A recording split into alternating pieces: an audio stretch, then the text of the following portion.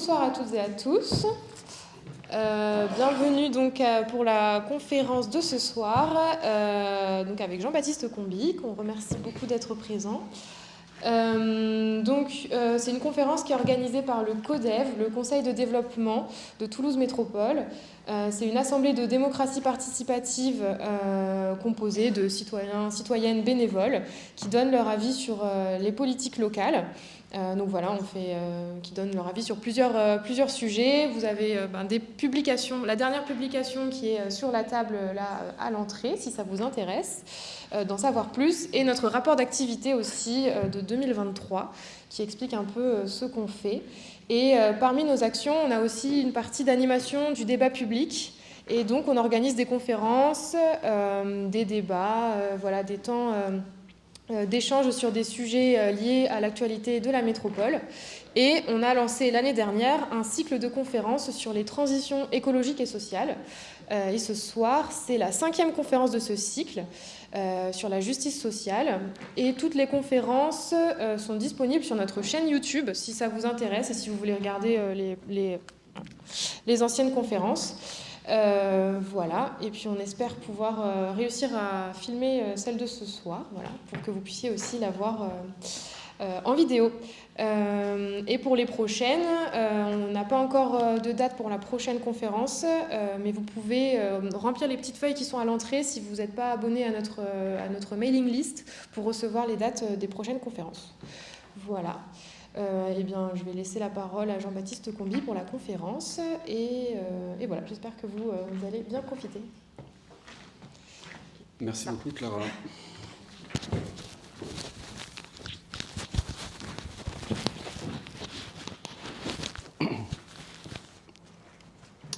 Bonsoir à toutes et à tous.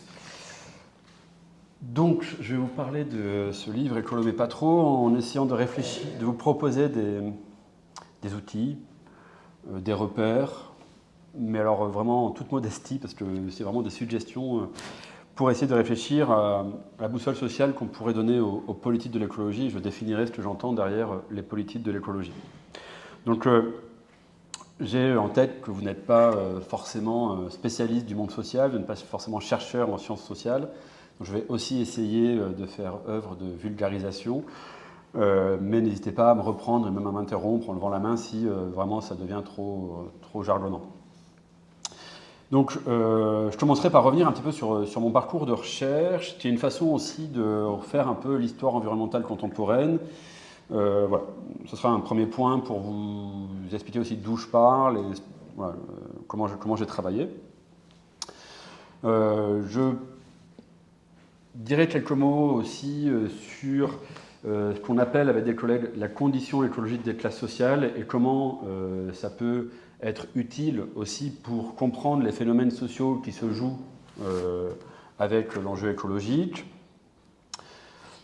Le point principal de ma présentation sera peut-être de voyager dans le monde social pour aller à la rencontre de ces différents groupes sociaux, de ces différentes fractions de classe et essayer de comprendre comment, en différents endroits de l'espace social, on appréhende l'enjeu écologique et le rapport en entretien avec l'enjeu écologique, puisque ce qui est sympa avec la socio, si vous ne le savez pas, c'est que ça vous permet de voyager avec une empreinte carbone extrêmement faible, souvent à pied. Il n'y a pas besoin de marcher longtemps pour traverser des univers sociaux très contrastés, avec des langages, des codes interactionnels, des manières très, très variées. Donc c'est sympa. Et donc du coup, voilà, quand mes étudiants, je leur explique c'est quoi la socio, c'est d'abord un voyage. C'est un voyage dans le monde social. Et du coup, l'idée, c'est de partir en voyage, mais à pied. Et donc je terminerai par des pistes stratégiques dont vous ferez bien ce que vous voudrez. Donc, moi j'ai commencé à bosser sur cette question-là il y a 20 ans, en 2004, dans le cadre d'une thèse, après avoir été formé à l'Institut d'études politiques de Toulouse. Je ne sais pas si vous connaissez, mais ça remonte. Voilà, c'était encore rue des Puits Creusés, terre des Puits Creusés, là-bas. Voilà. Et donc, après l'IEP, je fais un DEA et puis voilà, je commence une thèse sur le climat. Enfin, je veux travailler sur la question climatique. Et du coup, ce que je voulais dire en préambule, pour planter un peu le décor, c'est quand je me retourne sur ces 20 années, je m'aperçois que d'une certaine façon, l'enjeu écologique est venu déborder l'enjeu environnemental. Alors, je vais expliquer ce que j'ai en tête quand je dis ça. Mes petites précautions avant cela, c'est de prendre ça avec des pincettes, c'est schématique, c'est juste pour donner à voir des changements dans l'ordre de grandeur des enjeux. C'est-à-dire que juste dans les années 2000, en France, en tout cas en France, on était essentiellement dans la protection de l'environnement, la défense de l'environnement, la lutte contre des pollutions qui étaient généralement bien circonscrites sur le plan spatial, bien territorialisées. Et puis en 2000, on a découvert les problèmes environnementaux globaux, avec en tête de liste le changement climatique, les dérèglements climatiques. Et donc, si vous voulez, par exemple, si vous regardez ça depuis le monde du travail, c'est assez clair. C'est-à-dire que juste dans les années 2000, certains secteurs d'activité, le secteur agricole, n'est-ce pas, certains secteurs industriels étaient soumis au droit de l'environnement, à des normes, à des réglementations environnementales anciennes, qui datent en fait depuis le 19e siècle au moins, voilà, pour limiter les externalités négatives sur l'environnement. Et puis, en fait, avec ce passage à l'enjeu écologique, finalement, aujourd'hui, tous les secteurs d'activité, y compris ceux qui sont les plus éloignés a priori, comme ça, de l'enjeu écologique, je pense au cinéma, le CNC a fait son plan climat, par exemple. Bon, c'était le Vendée Globe, mais enfin, j'ai en tête, en tout cas, le Vendée Globe, je sais pas, mais en tout cas, la Route du Rhum a aussi fait son plan de sobriété énergétique, voilà, dans les marins. Là, voilà. Donc, vous voyez, tous les domaines d'activité sont aujourd'hui soumis à des injonctions de décarbonation. Et ça s'est accéléré, intensifié avec la COP21 à Paris en 2015. Et donc, du coup, si vous voulez, pour le basculement de l'enjeu environnemental à l'enjeu écologique, c'est un peu le passage de la dépollution à la décarbonation. Alors évidemment, la dépollution n'a pas disparu, l'enjeu environnemental reste bien présent, mais voilà, c'est débordé, c'est dépassé par l'enjeu écologique. Et du coup, la façon dont les choses se sont déroulées, donc tout ça, ça s'est joué dans les années 2000, essentiellement à partir du plan climat de 2004, qui a accéléré, qui a impulsé beaucoup de choses. Le plan climat de 2004, c'est la première politique publique explicitement dédiée à la réduction des émissions de gaz à effet de serre. Donc c'est assez, ça va, ça a 20 ans, 21 ans. C'était Serge Lepelletier à l'époque, ministre de l'Environnement. D'ailleurs, on parlait de ministère de l'Environnement, encore à l'époque. Et le slogan du ministère de l'Environnement était « L'environnement, c'est l'affaire de tous ». C'était le slogan qui est resté pendant longtemps, le mot d'ordre du ministère de l'Environnement.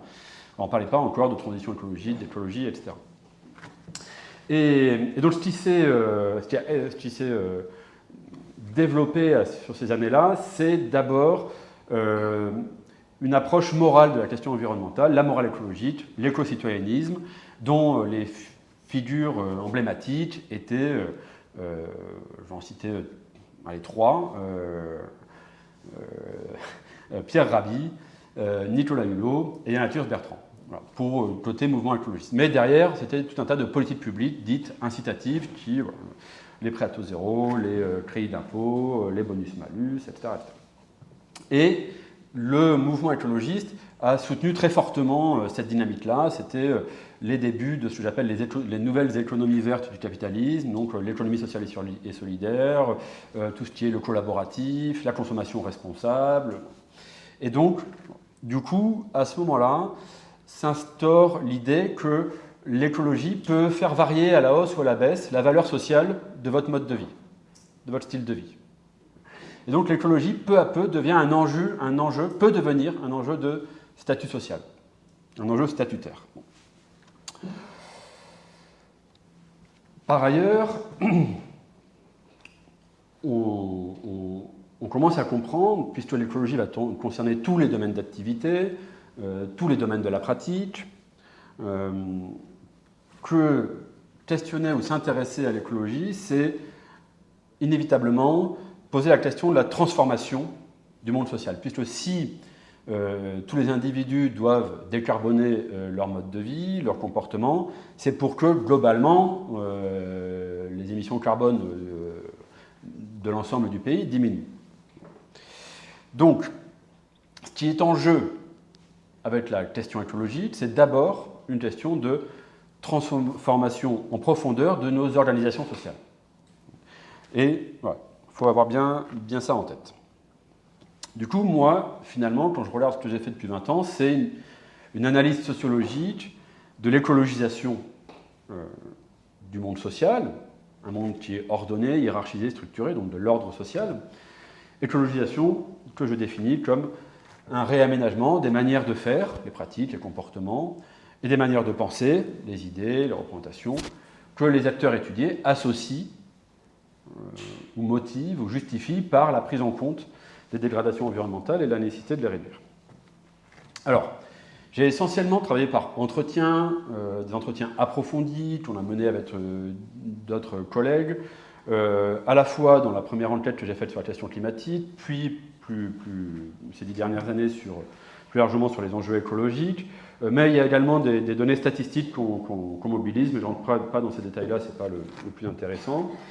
Et une approche théorique qui s'appuie sur les concepts fondamentaux de la sociologie générale, notamment, j'y reviendrai un petit peu tout à l'heure parce qu'il me paraît central, le concept de socialisation dont je vous proposerai une définition que j'espère accessible, qui n'est pas très compliquée.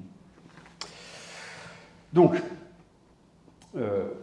ma première enquête que j'ai menée, que j'ai démarrée en 2004, qui a donné lieu à un livre que j'ai publié en 2015, intitulé « La question climatique, jeunesse et dépolitisation d'un problème public ». Première enquête, premier résultat, c'est que les enjeux écologiques sont dépolitisés dans le sens où ils ne sont pas reliés, ils ne sont pas rattachés à l'organisation des rapports entre les groupes sociaux, entre les jeunes et les moins jeunes, entre les genres, bref, à l'organisation du monde social.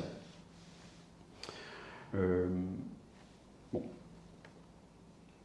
La dépolitisation, ce n'est pas non plus toujours l'inverse ou le contraire de la politisation. Ça peut paraître bizarre de dire ça, mais il y a des modes de politisation, des mises en politique, des traitements politiques des sujets qui visent justement à les dépolitiser en les réinscrivant dans des logiques individuelles et non pas dans des logiques collectives. C'est ce qui s'est passé avec la morale écologique.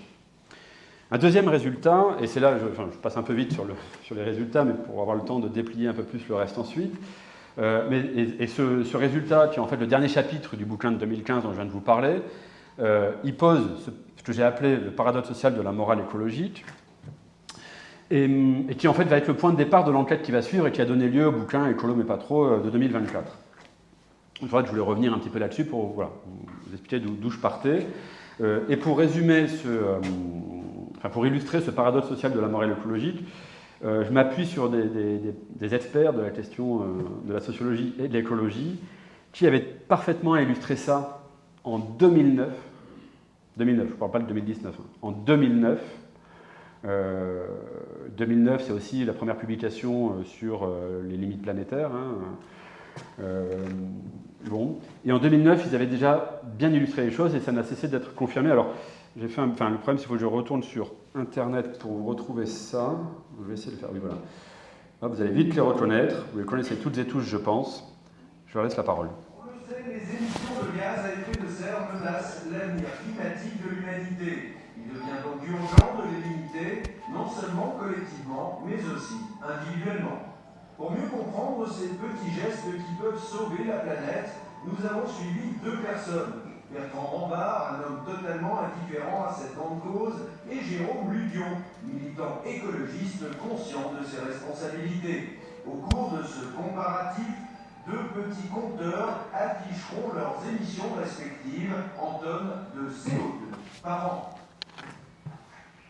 Pendant que Bertrand Rambard sort d'un bain trop chaud et prépare son petit déjeuner sur une gazinière en usage, Jérôme Ludion, lui, respecte son environnement. Grâce à des cellules photoélectriques qui ont accumulé l'énergie solaire d'hier, j'ai pu alimenter une pompe qui remonte mon puits, un chauffe-eau pour prendre la douche et une plaque électrique pour m'étouffer. Résultat, zéro CO2. En effet, en utilisant ce simple procédé, qui lui a coûté à peine 20 000 €, Jérôme participe à la survie de notre planète. Pendant que Bertrand Rambard va chercher du travail au volant d'un véhicule diesel mal entretenu qui met en danger l'avenir de nos enfants, Jérôme Ludion, lui, pense plus loin en allant à son travail. Avec ma section qui combine l'électricité en ville et j'ai fait sur l'autre, j'émets à peine 30 kg CO2 jour. Effectivement, il a fallu le temps de calculer, mais que sont quelques heures d'effort par rapport aux millénaires qu'ont mis les énergies fossiles à se former. Pendant que Bertrand Rambard consomme de la viande, donc de l'élevage intensif, donc du maïs, donc des engrais, donc des tracteurs, donc du pétrole, Jérôme Ludion, lui, a pris ses responsabilités. Auprès du comité d'entreprise, j'ai imposé une option bio à chaque repas. Résultat, des plats à base de légumes et céréales cultivés à la main dans des coopératives agréées commerce équitable. Résultat, très peu de CO2. Et pendant que Bertrand Rambard se fait chier le week-end en regardant la télé, Jérôme Ludion, lui, va profiter du soleil au Maroc.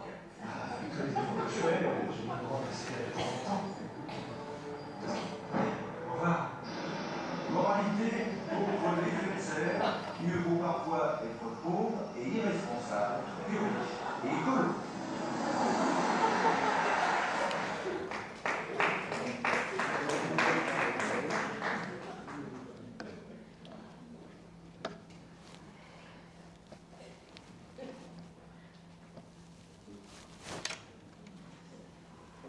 Voilà, donc en 2009, ils avaient déjà bien pigé les choses et fait est que ça s'est plutôt confirmé par la suite. Je pense que, en fait, en 2008, il y a des collègues belges, moi c'est l'année où je soutiens ma thèse, et il y a des collègues belges, et donc j'avais un chapitre dans la thèse aussi qui montrait un peu ce paradoxe, ce que moi j'avais appelé le paradoxe social de la morale écologique. Les collègues belges avaient publié un article qui en fait, je pense, a mis la puce à l'oreille de Groland, parce que en fait, leur dernière phrase correspond quasiment au titre de l'article qui était en matière environnementale « Mieux vaut être pauvre et mal informé que riche et bien conscientisé ». Bon, ça fait écho à la dernière phrase. Et donc, en gros, on en était là. Donc ça, c'était la vidéo, mais du coup, que je n'avais pas sur l'ordinateur, parce qu'elle est sur mon ordinateur. Donc, voilà. Et par la suite, donc, du coup, là, dans ce paradoxe social de la morale écologique, on est dans une approche un peu simpliste, un peu binaire, un peu grossière, où il y a les classes dominantes, les groupes qui ont beaucoup de ressources économiques et culturelles d'un côté, qui effectivement sont promptes à attirer des bénéfices symboliques en termes de reconnaissance, de valorisation de leur bonne conscience environnementale, alors que leur mode de vie, à l'échelle d'une année, est toujours bien plus émetteur de gaz à effet de serre que des groupes dominés, plus pauvres, plus précarisés, qui, même si on rapporte plus distant à cette morale écologique, qui renvoie toujours à des échelles lointaines importantes, le défi du siècle, il parle des générations futures, l'avenir de nos enfants, etc. Alors qu'on sait que la condition de vie dans les milieux populaires, c'est un peu à l'échelle du lendemain, comment on va, un rapport beaucoup plus étroit en fait à l'avenir. Bon, et bien du coup, on avait un rapport plus distant à cette morale écologique dans les milieux populaires, alors que les modes de vie étaient matériellement beaucoup moins nocifs pour la planète. Donc on partait de là, mais c'était les classes dominées, les classes dominantes, bon c'est bien, mais c'était un peu, il fallait, en tout cas je ressentais le besoin d'affiner, même si c'était important de poser cette balise, de poser ce point de départ. Donc c'est ce que j'ai fait dans l'enquête qui a poursuivi avec des collègues, pour finalement constater que les politiques de l'écologie, je vais profiter pour les définir, ce que je mets derrière l'expression les politiques de l'écologie, c'est pas seulement les politiques institutionnelles ou les politiques publiques, c'est l'ensemble des rapports politiques à l'écologie, et ça va des écologistes radicaux, contestataires, qui privilégient l'action directe, les mouvements d'occupation sur les ZAD ou les soulèvements de la terre, etc., jusque à effectivement l'écologie institutionnelle, voire même l'écologie du monde de l'entreprise. C'est vraiment l'ensemble des mondes de l'écologie, donc il y a un univers évidemment contrasté, clivé, polarisé, mais avec un clivage et une polarisation qui est assez relative, parce qu'en fait il y a quand même des points communs entre tous ces écologistes, même s'ils ont des cultures militantes très différentes, mais je ne suis pas sûr d'avoir le temps de rentrer là-dedans. Mais en tout cas, un point commun entre toutes ces politiques de l'écologie, c'est qu'elles ont échoué à transformer en profondeur, et qu'elles échouent encore à transformer en profondeur notre organisation sociale. Et en fait, ce qui apparaît comme résultat de l'enquête, c'est qu'elles contribuent plutôt à renforcer un ordre social que pourtant elles prétendent, ou souhaitent en tout cas, transformer. Et donc c'est ça qu'il faut essayer de comprendre. Donc une acception large de l'enjeu écologique, je passe vite là-dessus. Ce qui apparaît aussi dans l'enquête, quand on prend le temps, donc 84 entretiens, de 2 à 4 heures avec des personnes aux profils sociaux contrastés, diversifiés, donc qui appartiennent à différentes fractions de classe. Et quand on fait les entretiens, évidemment, on ne leur dit pas qu'on va parler d'environnement, d'écologie, on leur dit, ben voilà, on va discuter avec vous de vos manières de vivre, et puis éventuellement aborder des questions de société, et puis voilà, on commence à discuter de comment elles organisent leur emploi du temps, depuis combien de temps elles habitent leur lieu de vie, leur histoire de vie, leurs pratiques culturelles, leur goût, on discute de plein de choses, en étant attentif à la manière dont elles peuvent ou pas associer certaines de leurs dimensions de leur vie, de leur existence, à l'enjeu écologique. Il y en a qui le font, il y en a qui ne le font pas, et quand au bout d'une demi-heure, 45 minutes de discussion, l'écologie, la question environnementale n'est toujours pas venue, alors on va progressivement l'introduire délicatement dans l'échange. Mais l'idée, c'était de ne pas imposer une définition une conception de l'écologie, ni d'imposer un sujet parce que voilà, sinon les personnes auraient pu préparer un peu leurs réponses ou modifier leurs réponses. Et donc du coup, ce qui est apparu assez fortement, c'est que en fait, donc, les rapports à l'enjeu écologique, ils marchent sur deux jambes. Il y a la jambe pratique. Ces rapports, ils sont d'abord un rapport pratique. Et les rapports pratiques, ça va être des choses assez variables. C'est les conditions matérielles de vie, donc le niveau de revenu, les pratiques de consommation, le taux d'équipement, le type de véhicule que l'on possède. Mais ça peut être aussi les vacances, ça peut être aussi l'expérience de la nature, le fait voilà, de faire de la randonnée, de faire de la pêche, ça peut être d'avoir été confronté à des pollutions, voilà, tous des rapports pratiques, concrets à l'environnement. Et puis il y a une deuxième jambe qui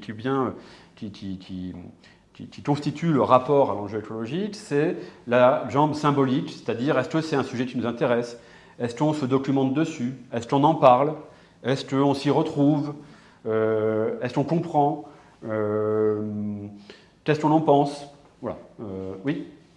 Excusez-moi, est-ce que vous pouvez tenir un peu le micro? Alors c'est difficile, je bouge tout le temps mes bras et du coup ça fait bouger le micro. Je vais essayer de faire OK, mais désolé. Oui. Donc il y a ces deux dimensions pratiques et symboliques. En fait, on voit qu'elles s'enchevêtrent, qu'elles s'entrelacent. Et plus précisément, ce que j'ai observé, c'est que en tout point de l'espace social, même si ça prend des tournures et des significations différentes, les individus expriment une grande difficulté à écologiser leur manière de vivre. Disons que les écologisations sont toujours vécues comme partielles et insatisfaisantes, y compris par ceux qui sont les plus enclins et les plus motivés à écologiser leur mode de vie. C'est lié aussi au fait que ces écologisations, elles sont très instables. C'est-à-dire que l'adoption durable, stabilisée de comportements écologiques est inégalement répartie et n'est pas vraiment la norme. Voilà. Donc, et on parle y compris, enfin là on parle d'écologisation à toute petite échelle. Hein, on parle de modifier un petit peu ses modes de transport, prendre un peu moins la voiture, on parle de réfléchir un petit peu à son alimentation, peut-être consommer un petit peu moins, voilà. Donc des écologisations qui sont voilà, très loin d'impacter vraiment fortement notre empreinte carbone. Bon, y compris ces petites écologisations-là sont vécues comme très difficiles à mettre en œuvre par la plupart des enquêtés, et quand elles sont mises en œuvre, comme insuffisantes. Il faudrait en faire plus, de leur point de vue. Du coup, ils font tous l'expérience de l'inertie de leur style de vie. Et on va voir que c'est essentiellement à cet endroit-là, et c'est essentiellement cette expérience de la difficulté à finalement à changer nos routines, à modifier nos habitudes de vie, qui va structurer leur rapport à l'enjeu écologique. Ah ok, oui c'est ça, c'est qu'il ne marche pas aussi le micro. J'ai beau le mettre... Ah oui, il faut...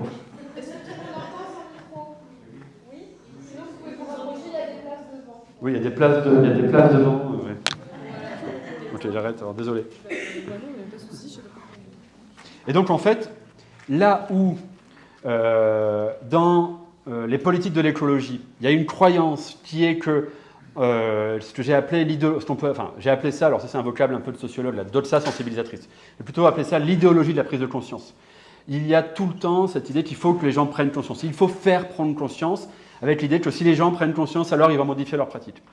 Donc on irait des idées vers les pratiques. Et en fait, et bon, ce que j'ai confirmé avec l'enquête, mais ce que les sciences sociales avaient documenté depuis plusieurs décennies, c'est que non, c'est plutôt à partir de nos expériences pratiques qu'on va se former un point de vue sur un certain nombre d'enjeux. Et on le voit bien, et c'est bien ce qui est apparu. Donc, si vous voulez que... Enfin, du coup, on voit bien que j'y reviendrai tout à l'heure, mais il y a au moins 2 croyances importantes que les écologistes ont sur le monde social qui en fait pensent à l'envers le monde social, qui les amènent à penser à l'envers le monde social. C'est la première, c'est que les politiques de l'écologie restent fortement innervées, charpentées par la croyance que les changements individuels pourraient entraîner, qu'une somme de changements individuels pourrait entraîner un changement collectif. La deuxième croyance qui est liée, c'est que la prise de conscience individuelle, donc le recours à la culture, à la pédagogie, à l'information, à la communication, à la sensibilisation, à tout ce vocabulaire, serait indispensable pour transformer les pratiques, transformer les attitudes et transformer le comportement. Or, c'est précisément pas du tout ça qu'on observe. Ce qu'on observe, c'est qu'il y a des individus qui, certes, peuvent être de plus en plus sensibilisés, comprendre de mieux en mieux ce qui se joue, mais qui disent « mais non, mais ok, mais en fait, on n'y arrive pas ». Donc, et du coup, on va voir que ça les amène à avoir un rapport réformateur, peu politisé à cette question-là. Et bon, mais j'y reviens un peu plus loin. Bon.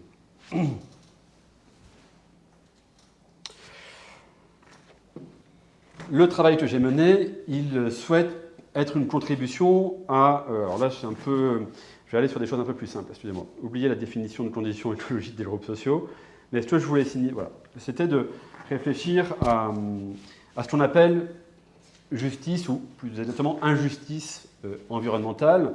Et le travail que j'ai fait est une contribution modeste, très insuffisante, très partielle, mais qui essaye de réfléchir, et ça c'est un chantier qu'on mène avec d'autres collègues, réfléchir à caractériser la condition écologique des différentes classes sociales, ce qui suppose de saisir conjointement un ensemble d'inégalités qui sont souvent pensées séparément, ou qui ont souvent été pensées de façon isolée les unes des autres. Alors, le point de départ, l'inégalité peut-être la plus documentée, c'est l'inégalité d'exposition aux pollutions, aux nuisances environnementales, mais aussi aux événements météorologiques extrêmes, aux catastrophes, ce qu'on appelait les catastrophes naturelles, donc les inondations, les tempêtes qui pendant longtemps étaient perçues comme des caprices de la météo, mais dont on comprend aujourd'hui que ce n'est plus exactement tout à fait des caprices de la météo. La météo ne fait plus de caprices, c'est bien lié à des dérèglements anthropiques de la machine climatique.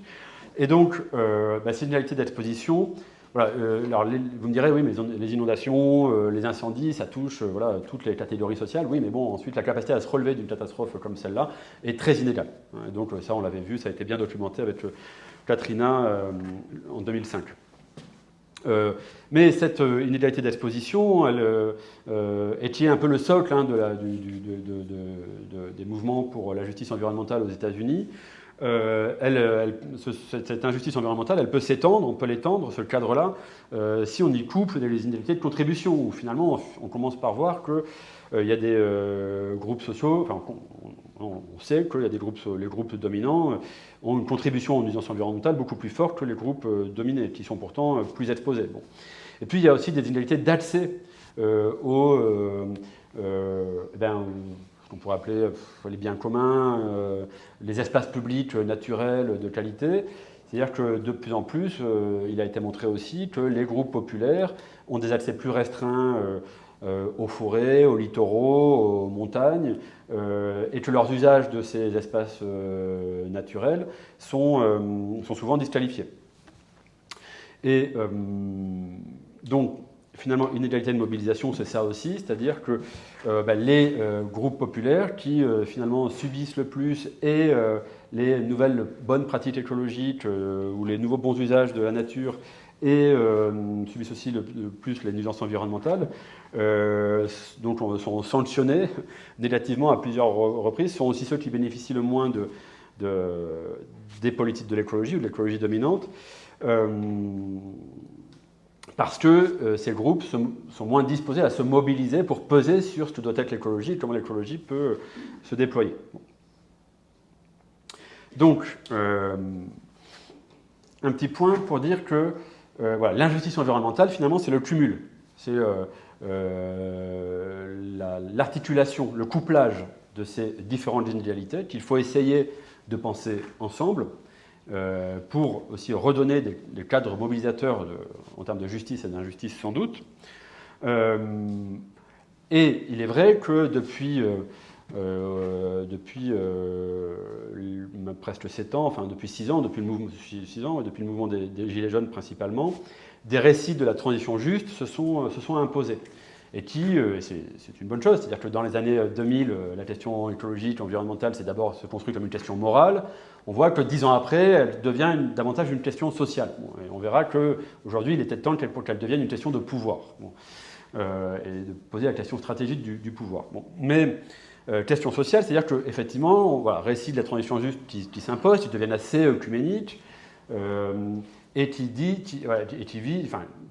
ont, pour dire les choses un peu schématiquement, mais disent ok, il faut faire la transition écologique, mais en veillant à ne pas accentuer des inégalités sociales préexistantes, voire en essayant de les réduire si on peut.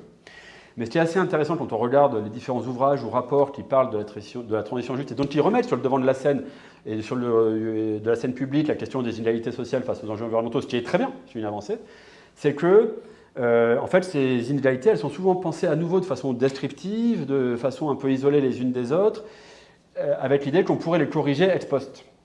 Mais il n'est jamais pensé la question de, en fait, elles viennent d'où ces inégalités? Et pourquoi elles se reproduisent? Et poser cette question-là, c'est d'abord admettre que ces inégalités, elles ne tombent pas du ciel. Qu'elles sont le fruit d'une histoire politique et collective, d'une histoire de rapport de classe, et que si on veut combattre en amont et pas seulement en aval ces inégalités, il va falloir aussi peut-être modifier les rapports de classe qui les génèrent, qui les engendrent. Et là, il y a à mon avis un premier point de discussion qui me semble important. Bon.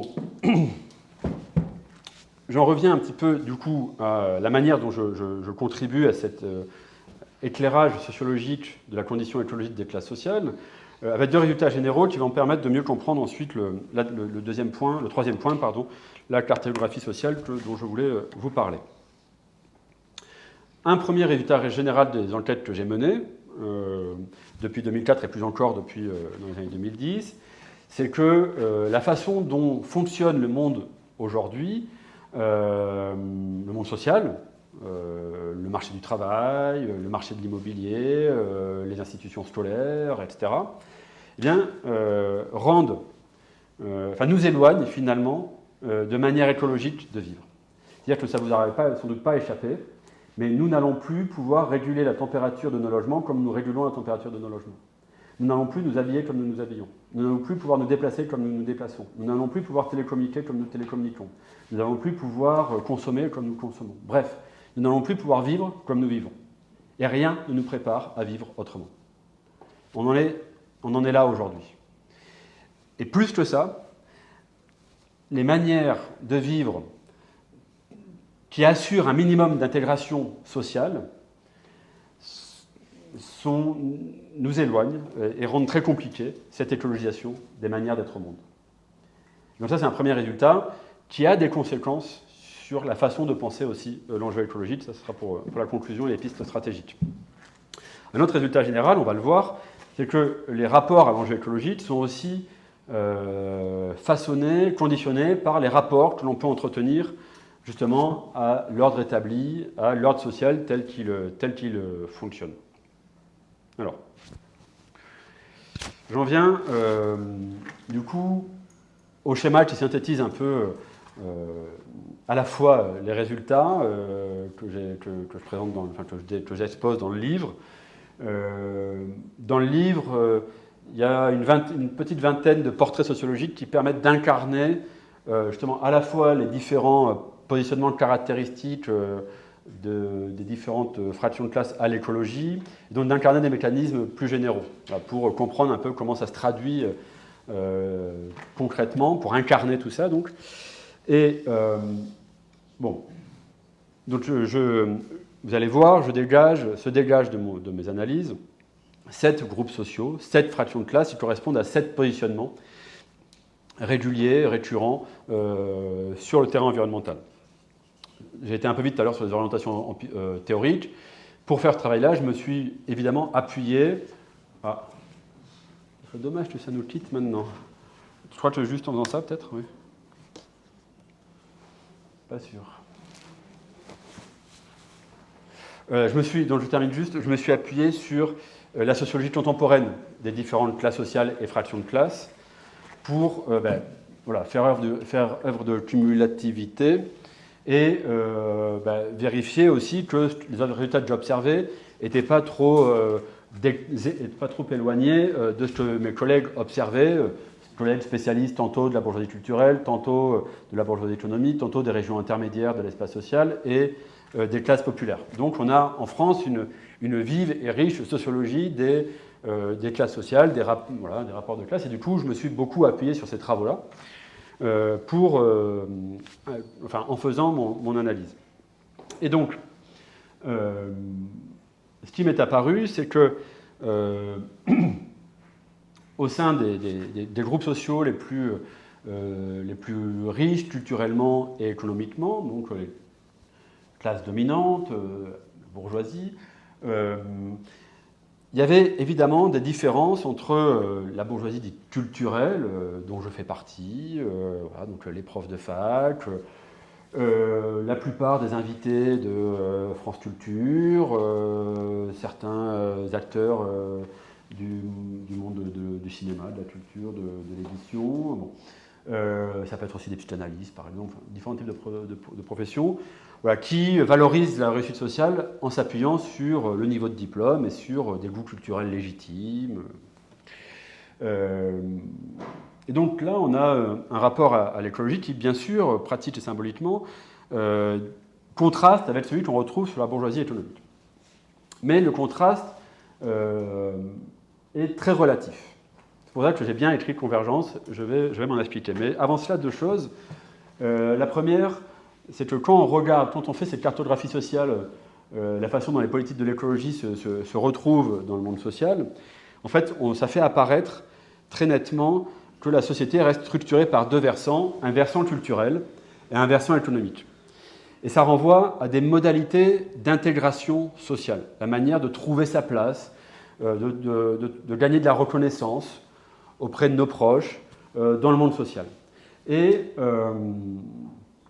donc on voit des différences évidemment entre le versant culturel, dont un certain nombre d'enquêtes, puis il n'y a pas forcément besoin de faire de grandes enquêtes pour s'apercevoir que être proche du monde de la culture, valoriser avoir un rapport enchanté à l'école, avoir des pratiques culturelles intensives, etc., ça favorise une préoccupation environnementale. Ça, il y a plein de données qui le montrent. Alors, j'ai essayé d'expliquer un peu mieux pourquoi. Ça s'explique par des socialisations, justement, j'y reviendrai. À l'inverse, le versant économique, le versant droit, où là, on va plutôt privilégier des formes de respectabilité basées sur du consumérisme, sur la réussite économique de son affaire, de son business, de sa petite entreprise, où on va boursicoter, où on va... donc, avoir une modalité d'intégration sociale avec des ressorts plutôt économiques, matériels, eh bien, ça génère évidemment d'autres rapports à l'enjeu écologique. Sauf que la bourgeoisie économique, là, sa caractéristique, c'est qu'elle possède aussi des hauts niveaux de diplôme et qu'elle valorise aussi du capital culturel.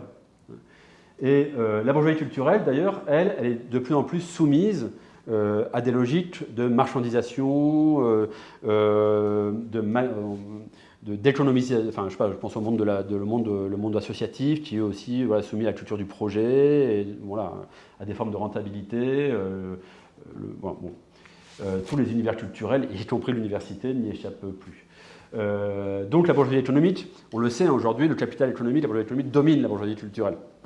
Donc c'est aussi important. Et donc du coup, alors c'est vrai que, comme je disais, ça a des rapports pratiques différents entre les deux fractions de la bourgeoisie, puisque, par exemple, la bourgeoisie culturelle a un rapport à l'écologie beaucoup plus ancien, qui relève beaucoup plus du bon sens, un véritable goût pour le faire soi-même, pour le do-it-yourself, faire soi-même do-it-yourself, pour tout un tas d'initiatives écologistes, les mobilités douces, etc. Et la bourgeoisie économique, c'est voilà, c'est plutôt Monsieur Luvion là qu'on a vu, voilà, une écologie technologique, high-tech. C'est aussi se saisir de toutes les politiques du capitalisme vert, dont la fiscalité verte, être à l'aise avec sa feuille d'impôt pour savoir trouver les crédits d'impôt, etc. Donc, du coup, ce n'est pas les mêmes rapports pratiques, mais la bourgeoisie économique, vous entendez bien que, en fait, elle en fait son affaire de l'écologie. C'est-à-dire que moi, ce qui m'a frappé en allant regarder les entretiens avec des chirurgiens, des grands architectes, des cadres de grandes entreprises ou des avocats d'affaires, c'est que, déjà, j'ai été impressionné par leur connaissance fine des enjeux écologiques. Et Jean-Marc Jancovici, ça fait belle lurette qu'ils le lisent et qu'ils le connaissent, finalement. Et il leur parle très bien, Jean-Marc Jancovici, à ces gens-là. Donc ils ont leurs références, ils adorent Baptiste Morisot aussi, par exemple, dans les autres références qu'ils peuvent apprécier et qui leur convient tout à fait. Et donc, non seulement ils sont au fait des enjeux, ils sont à l'aise pour en parler longuement, et c'est des fois assez troublant dans les entretiens. Et surtout, ils n'ont aucun problème pour mettre en avant la manière dont ils écologisent leur mode de vie. Alors, voilà, donc, mais des modalités d'écologisation qui sont différentes. D'autant plus différentes, et ce qui rend possible aussi cette diversification, c'est que les membres de la bourgeoisie, ça c'est un trait de caractéristique de leur style de vie, c'est que leur style de vie, il se caractérise par un grand éventail de pratiques. Si vous prenez par exemple l'exemple d'aller au resto, quand on est un bourgeois, on va un coup au restaurant italien, un coup au restaurant grec, un coup au restaurant traditionnel, un coup on va faire une galette bretonne, etc. Alors que dans les mondes populaires, quand on va au resto, on va au resto. Puis c'est déjà bien d'aller au resto, quoi. On y va beaucoup moins, on ne va pas s'amuser à en faire tous les types de cuisine du monde, quoi. Voilà. Bon, c'est un exemple juste pour illustrer le fait qu'il y a des pratiques... c'est ici que ça joue ?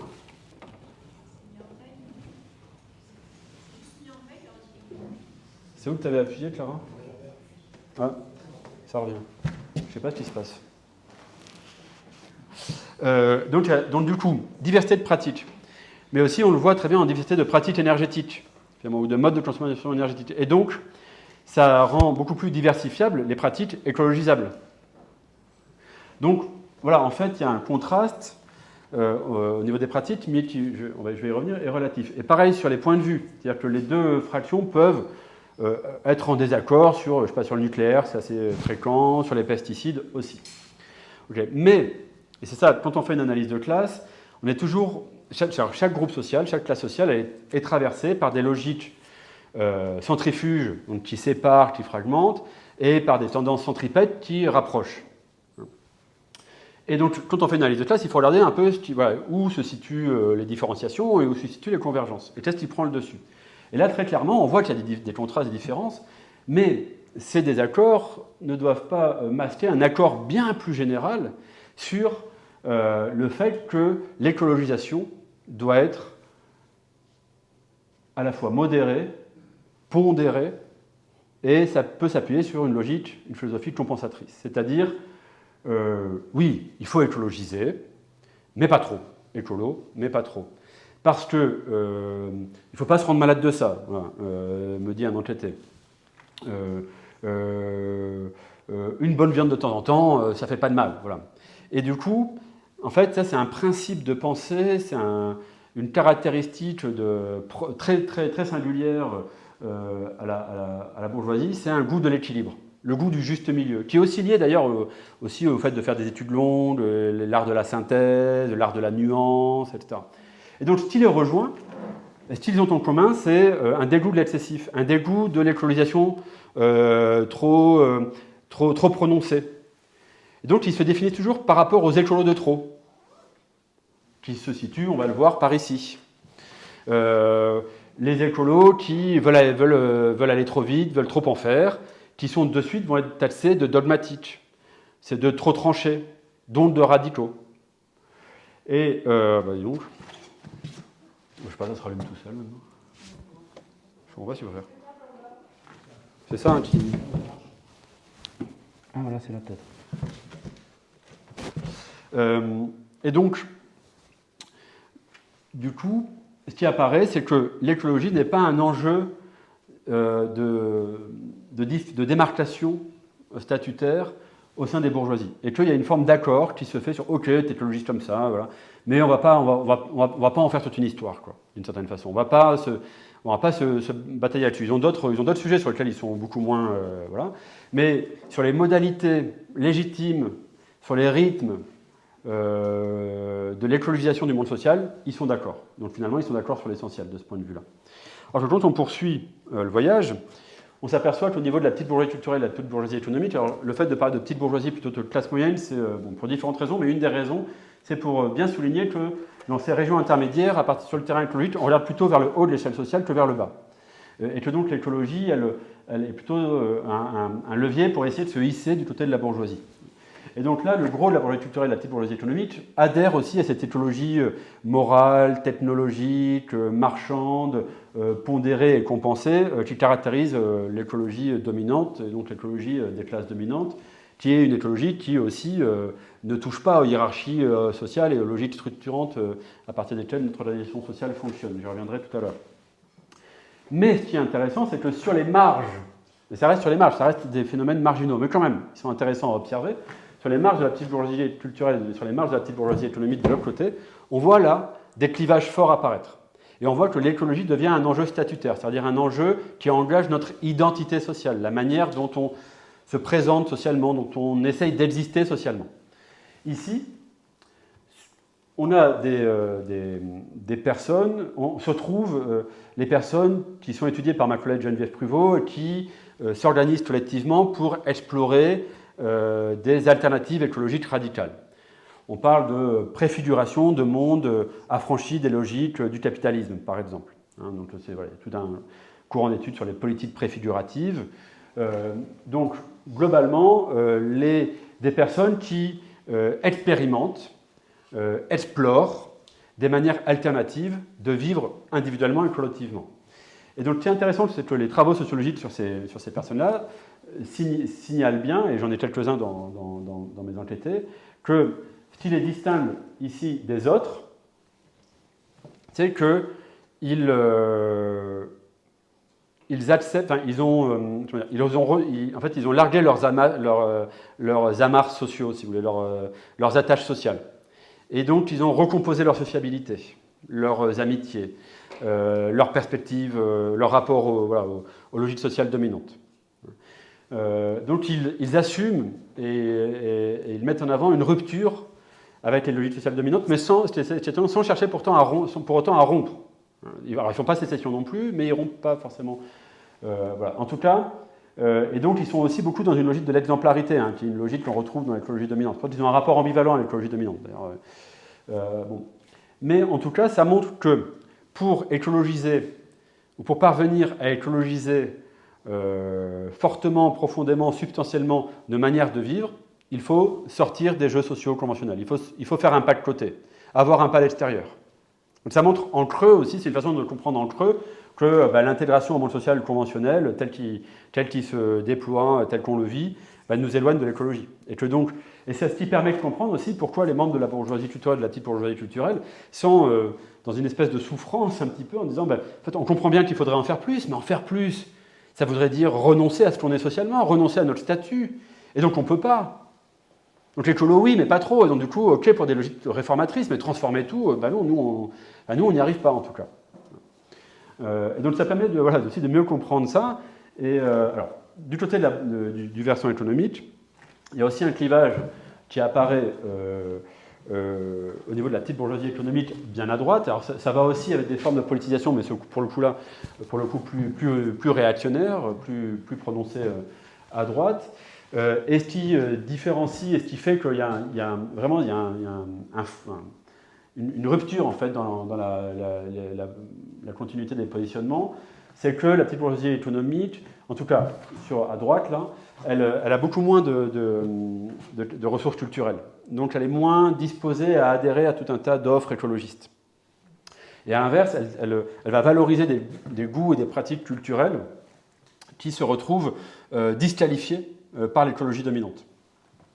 Et donc du coup, là, on va avoir des enquêtés qui peuvent exprimer une réelle préoccupation environnementale, peuvent contester des politiques de destruction de la planète. En tout cas, je prends l'exemple des gaz de schiste dans le livre, un enquêté qui ne comprend pas qu'on puisse faire des gaz de schiste, ça lui paraît complètement hallucinant, mais qui en même temps sont, et on le voit, on parle depuis une année, depuis la séquence électorale du printemps dernier, on parle d'un green backlash surtout que les personnes, les groupes situés ici se font plus entendre que par le passé et réagissent plus fortement, hein, donc c'est une logique réactionnaire, parce que en fait, ce qu'ils vont contester, c'est pas l'écologie en tant que telle, c'est pas des anti-écolos, contrairement à ce qu'on dit dans les médias.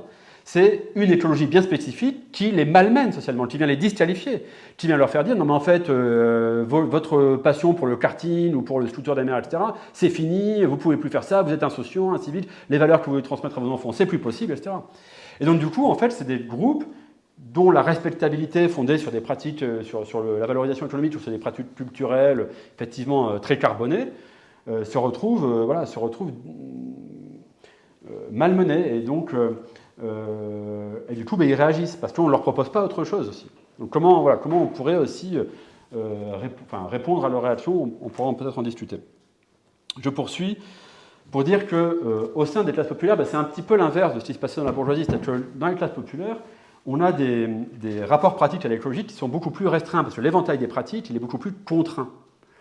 Donc on n'a pas le loisir d'avoir plein de modes de déplacement différents, ou d'avoir eu des expériences de consommation très diversifiées. On va souvent à l'essentiel. Donc, les différences pratiques, elles sont pas si, elles ont moins de place pour s'exprimer, donc ça me paraît assez homogène.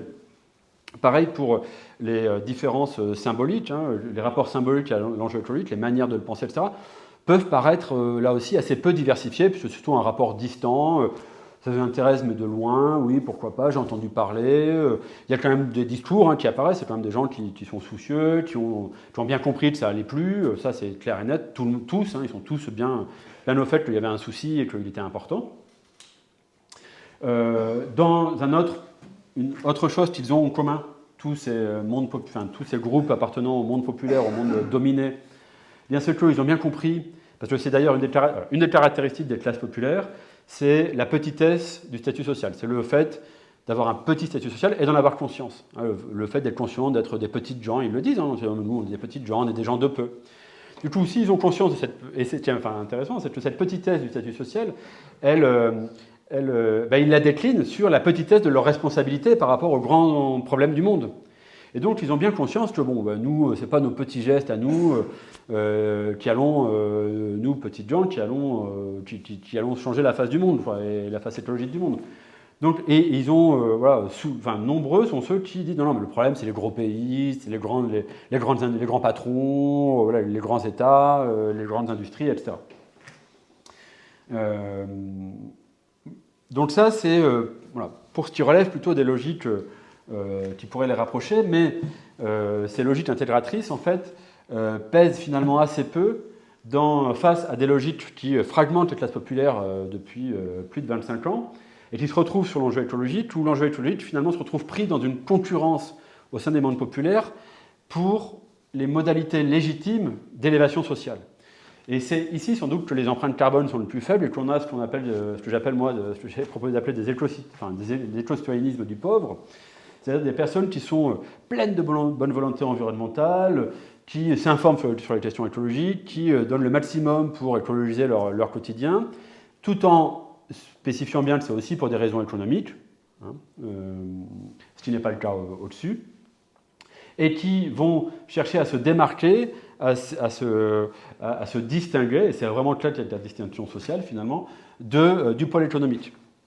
Du pôle économique qui, lui, veut bien écologiser, mais à condition que ça ne coûte pas trop, et les gestes minimums, un petit peu le tri des déchets, pourquoi pas, éteindre les lumières, vraiment la chasse au gaspillage des années 80, quoi, on en est là. Mais parce que, pour des bonnes raisons aussi, pour un rapport aussi réaliste à ces questions-là, c'est qu'en fait, c'est pas comme leur perspective, c'est de conforter une position sociale qui est fragile, une stabilité sociale qui est encore, cette fameuse peur du déclassement dont on peut parler, voire aussi peut-être essayer de s'enrichir, d'accumuler un petit peu de patrimoine. Du coup, ils sont dans cette logique-là, et ils ne sont pas du tout... tout ce qui est éco-citoyennisme, etc., ça leur paraît très lointain et complètement désajusté, en fait, de là où ils sont socialement. Donc, Et au sein des classes populaires précarisées, où là, du coup, il y a tellement peu de capitaux, de ressources qu'en fait, il n'y a pas de différenciation selon le pôle culturel ou le pôle économique. Ce qu'il apparaît, c'est que l'écologie est souvent un levier de réactivation de conflits de voisinage, de conflits intergénérationnels, de conflits ethno-raciaux. Donc finalement, on voit que l'écologie, les politiques de l'écologie séparent ou malmènent les groupes qu'elles devraient réunir et protéger. On en est là un petit peu aujourd'hui. Donc ça, je l'ai évoqué, j'y passe, je le dis plus tôt finalement, parce que je voudrais terminer pour qu'on ait le temps aussi d'échanger. Ça, je l'ai signalé aussi. Je passe là-dessus aussi, parce que je voudrais finir sur le dernier point. Je disais tout à l'heure, l'écologie dans les années 2000, c'était une question morale, c'est devenu à la fin des années 2000 une question sociale, et sans doute faudrait-il que ça devienne aujourd'hui une question de pouvoir. Parce que qu'est-ce qui pourrait nous permettre, qu'est-ce qui pourrait nous préparer et nous amener à vivre écologiquement? Eh bien, c'est le fait de transformer en profondeur un ensemble d'institutions qui façonnent nos aspirations, nos ambitions, nos envies, nos désirs, nos goûts, nos dégoûts. Ces institutions, c'est ce qu'on appelle en sociologie des instances de socialisation. Je vous avais promis une petite définition de socialisation, instances de socialisation. Les instances de socialisation, on peut simplement le définir comme l'ensemble des collectifs familiaux, amicaux, résidentiels, voisinage, professionnels, les collègues, culturels, les partenaires de musique, de sport, etc., éventuellement politiques, les collectifs au sein desquels on évolue et qui insensiblement, mais durablement, impriment leur marque sur nos manières de sentir et de ressentir, d'agir et de réagir, de faire et de penser. Et donc, tant qu'on n'aura pas pris le pouvoir pour transformer ces instances de socialisation et les réorienter et les redéfinir avec comme horizon l'écologie, je pense que ça sera compliqué et que le fossé qui s'observe entre les politiques de l'écologie et l'ensemble des écologistes, des plus radicaux aux plus modérés, et le reste de la population, ne cessera de s'accentuer. Ce que je dis à un moment, c'est un des points de départ aussi de la réflexion du livre, c'est que les écologistes se disputent pour savoir où atterrir, pour reprendre un livre à succès de Bruno Latour, où atterrir. Et moi, ce que j'observe dans l'enquête, c'est que la plupart des enquêtés, et des groupes sociaux, se demandent surtout comment embarquer.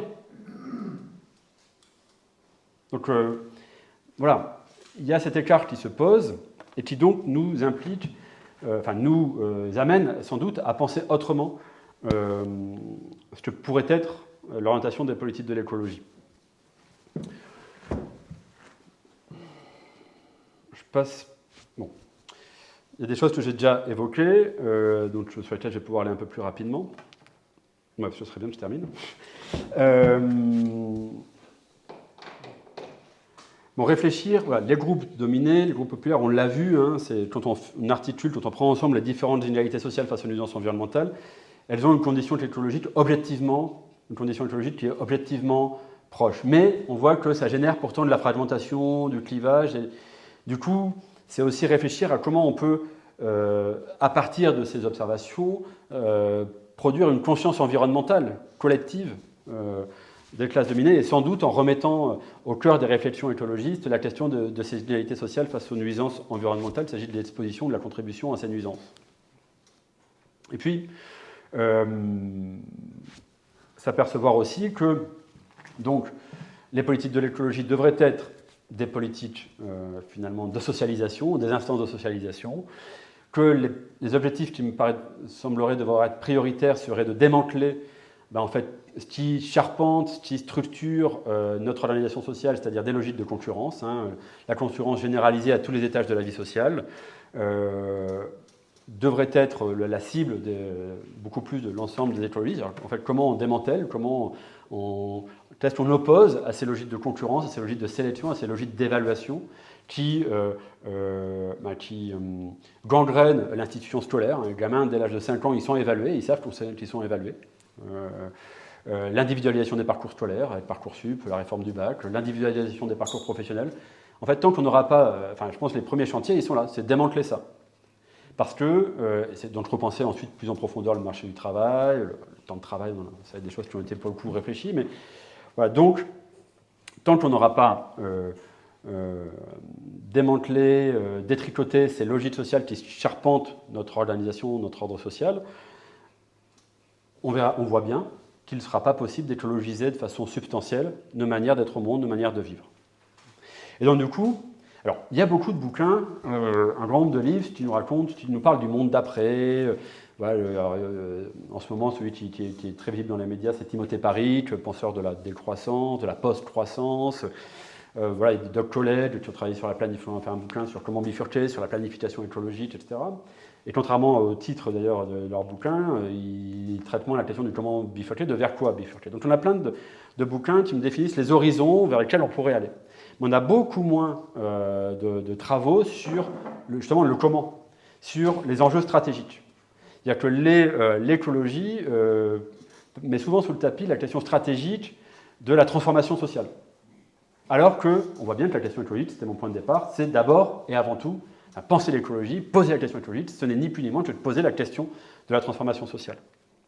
Et plus que ça, et j'aurais 1000 anecdotes pour vous l'illustrer, un constat que je fais depuis 20 ans que je travaille et que j'observe de près les écologistes, c'est que les écolos, ils n'aiment pas trop la socio. Souvent parce qu'ils ont des formations qui sont assez éloignées des sciences sociales, mais pas que. Et d'ailleurs, les penseurs et les avant-gardes intellectuelles de l'écologie, que je connais assez bien, eux aussi font preuve d'une méconnaissance, voire d'un mépris pour les sciences sociales. Et ça pose des questions aussi. Parce que du coup, on a des personnes qui prétendent transformer le monde social sans chercher à en lire le mode d'emploi. Donc il y a des choses aussi qui sont à travailler de cet ordre-là. Et donc du coup, et je terminerai là-dessus, le travail que j'ai mené et que j'ai exposé essaye aussi d'apporter des éclairages sur, réfléchir stratégiquement, c'est aussi du coup refaire de la politique. Souvent on me dit, mais qu'est-ce qu'on peut faire? Alors refaire de la politique, je crois qu'il n'y a pas le choix. Avec des visées transformatrices, émancipatrices et transformatrices. Et refaire de la politique, c'est aussi réfléchir à des stratégies et donc éventuellement en termes d'alliances sociales, d'alliances de classe, des questionnements qui sont là aussi très éloignés ou très peu présents dans la galaxie écologiste et qui me paraît important de remettre au cœur des réflexions. Alors, je souris parce que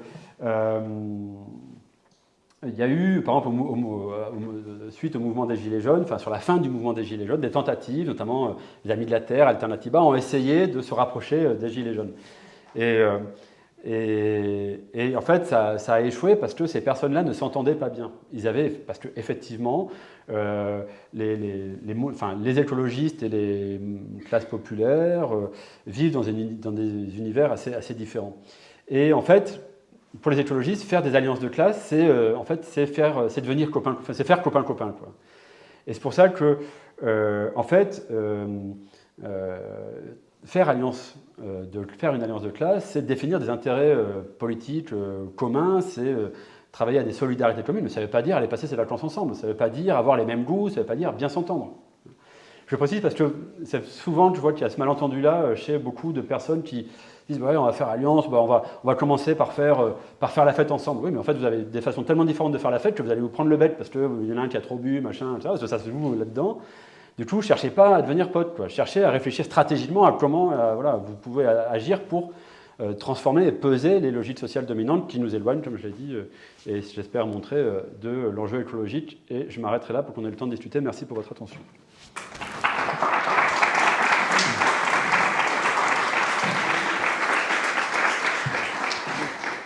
Je reteste le micro, donc ça va.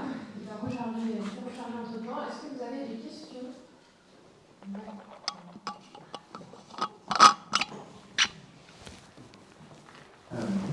voudrais se dernier point sur cette solution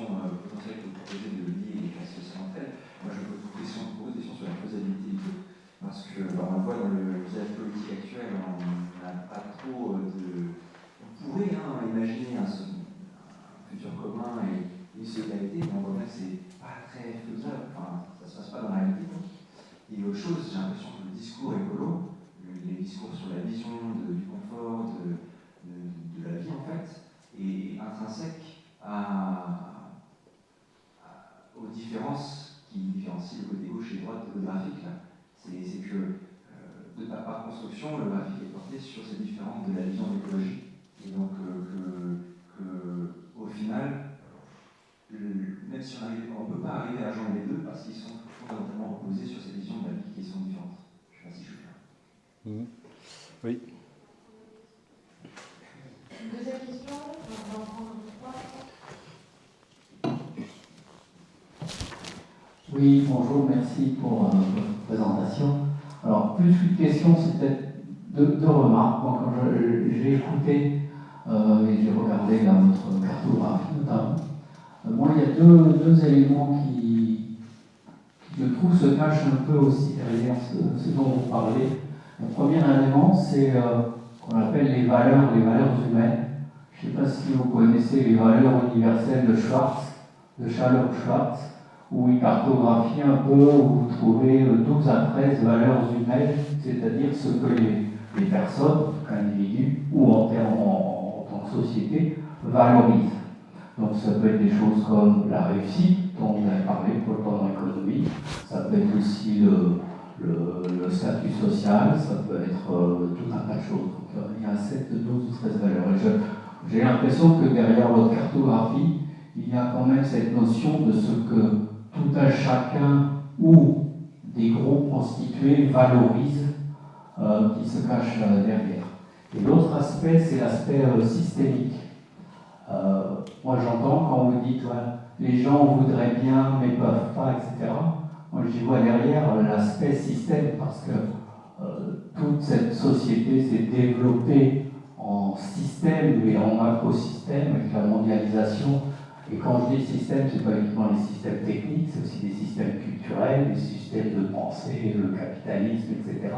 Et il est vrai qu'avec ces aspects système, quand on est impliqué dans le système, c'est très difficile de changer le système, et ce d'autant qu'il est gros et compliqué.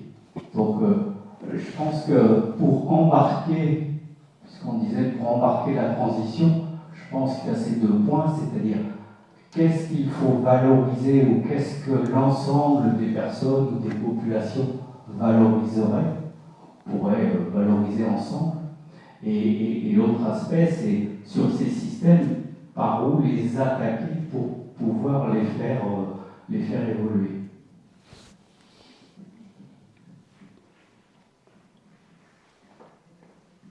Merci.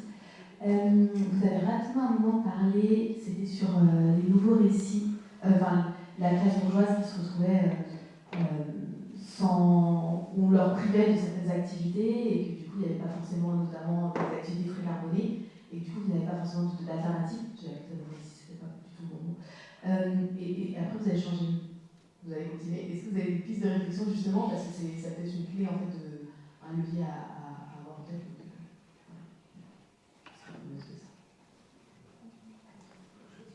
Ouais, je peux commencer à répondre. Enfin, je vois comme vous voulez, c'est vous qui me dites. Ça va. Donc sur les deux premiers points, alors effectivement, dans le paysage politique tout à fait récent, on a du mal à imaginer d'où et comment pourraient venir s'élaborer ces alliances de classe. Après, il y a quand même sans doute des initiatives. Là, un peu plus tôt dans la journée, on parlait par exemple des initiatives de sécurité sociale de l'alimentation qui permettent quand même de tisser des liens ou en tout cas d'expérimenter des formes d'alliance de classe, pour le coup, entre la catégorie culturelle et les classes populaires stabilisées au moins. Et puis,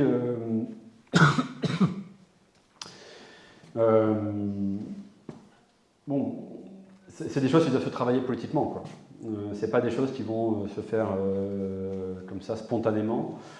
Mais je pense qu'il y a, même si la période actuelle est un peu sombre et compliquée, tout un tas d'initiatives qui sont des choses qui peuvent être je parlais de la sécurité sociale de l'alimentation, j'essaie d'en penser, d'en trouver d'autres, mais qui peuvent permettre, des projets politiques d'ensemble qui peuvent permettre de créer ces intérêts politiques communs à ces fractions de classe-là, puisqu'effectivement, c'est sans doute pas avec les fractions de classe de version économique que l'on arrivera à cette transformation écologique du monde social.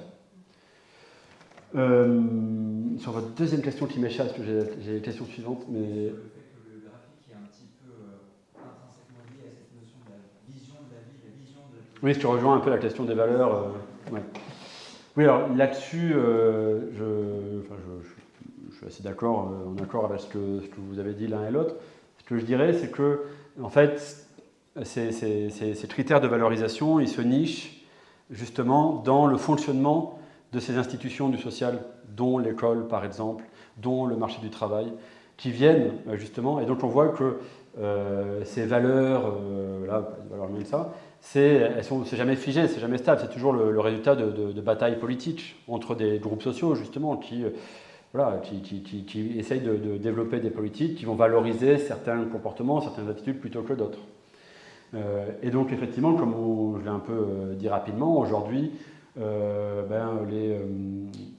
les valeurs qui prévalent dans le monde de l'entreprise tendent à s'imposer dans tout un tas d'autres univers sociaux. Mais c'est pas quelque chose c'est pas une fatalité, c'est quelque chose qui est le résultat d'un processus historique, politique et collectif, et qui est tout à fait réversible. Même si, pour cela, il va peut-être falloir que toutes les énergies et le temps dépensés à écologiser laborieusement, comme on l'a vu, nos manières quotidiennes de vivre, si toutes ces énergies, toutes ces ressources, on les dépensait non plus pour essayer de manger un peu plus bio, de faire un peu plus soi-même, etc., mais pour lutter politiquement, pour reprendre le pouvoir, etc., peut-être que le rapport de force pourrait changer. En tout cas, c'est un espoir qu'on peut garder. Du coup, j'ai répondu un peu aussi à vos questions. Et sur le dernier point, donc c'est sur la petite bourgeoisie économique dont je parlais. Il y a des groupes sociaux qui se retrouvent malmenés dans leur mode d'existence sociale, dans leur mode de réalisation sociale, auprès de sur leur lieu de vie, sur leur lieu de travail, etc., qui en fait se retrouvent malmenés par cette écologie dominante, et parce que et du coup c'est effectivement la question de qu'est-ce qu'on peut comment on peut aussi faire que la respectabilité consumériste ou économique soit moins forte. Là je pense que alors à mon avis c'est plutôt une question de posture et de comment on s'adresse aussi à eux.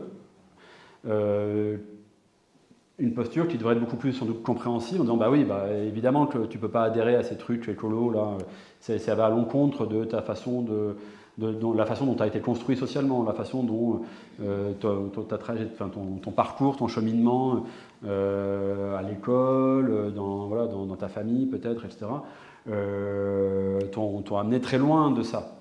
Mais peut-être que si tu avais eu un autre parcours, tu aurais pu y adhérer. Donc la question c'est qu'est-ce qui fait comment on peut faire en sorte que les voies, les chemins, les parcours sociaux qui mènent vers cet endroit du monde social soient beaucoup moins forts. Et donc ça, on en revient à ce que je disais, c'est-à-dire modifier en profondeur ces instances de socialisation et le fonctionnement des institutions sociales, à commencer par l'institution scolaire, qui justement aujourd'hui a plutôt tendance à valoriser ces parcours-là, les chemins sociaux qui se situent sur la version économique du monde social.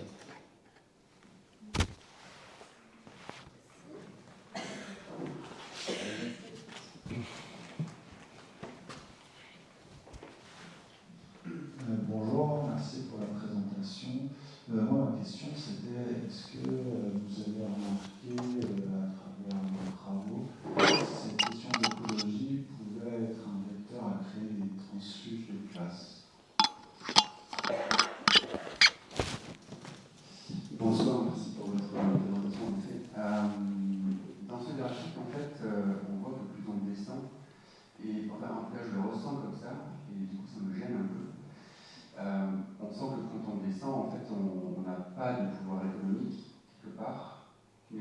si je l'applique de l'autre côté, ça me gêne un peu de dire qu'on a moins de culturel et moins de compétences culturelles, comme ça. Bon, je ne sais pas si je le lis mal, mais en tout cas, je le ressens comme ça. Et moi, ça me gêne un peu parce que moi, on travaille beaucoup voilà, dans ce sujet-là. Et tous les entretiens qu'on peut passer, on se rend compte qu'il y a énormément de savoir-faire, de compétences, etc. dans la culture des milieux populaires pour beaucoup diminuer, il faudrait définir tout ça, et je ne sais pas le faire. Donc du coup, ce qui est intéressant, c'est aussi comment on peut glisser. Vous disiez tout à l'heure, la petite bourgeoisie, elle regarde vers le haut. Ce qu'on rend compte aussi, c'est qu'en bas, en fait, ça regarde aussi vers le haut, à la droite, à la gauche, un peu partout, parce qu'il faut se démerder pour le lendemain, quoi. Mais c'est intéressant de tirer vers la gauche avec toute cette notion de compétence et de terreau en fait, culturel, de savoir-faire. Vous le disiez tout à l'heure, en fait, c'est pas par la sensibilisation qu'on arrive à la pratique, mais plutôt l'inverse, c'est ce qu'on observe sur le terrain. On fait les mêmes observations. Et du coup, ces pratiques-là, le fait de les valoriser et de les ancrer dans une culture de classe aussi. Donc voilà, moi je trouve ça intéressant. Ouais, je voulais savoir comment vous positionnez ça sur le manque qu'on descend pas.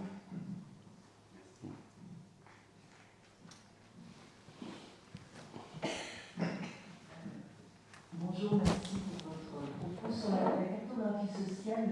Une question, vous êtes parti là de la condition économique et au fond la condition culturelle, la dimension du genre et la dimension de l'âge. Est-ce qu'elles interviennent, est-ce qu'elles modifient cette cartographie? Enfin, comment vous les prenez en compte? Alors intuitivement, si dans le travail que vous avez mené, vous ne les avez pas fait varier, j'allais dire.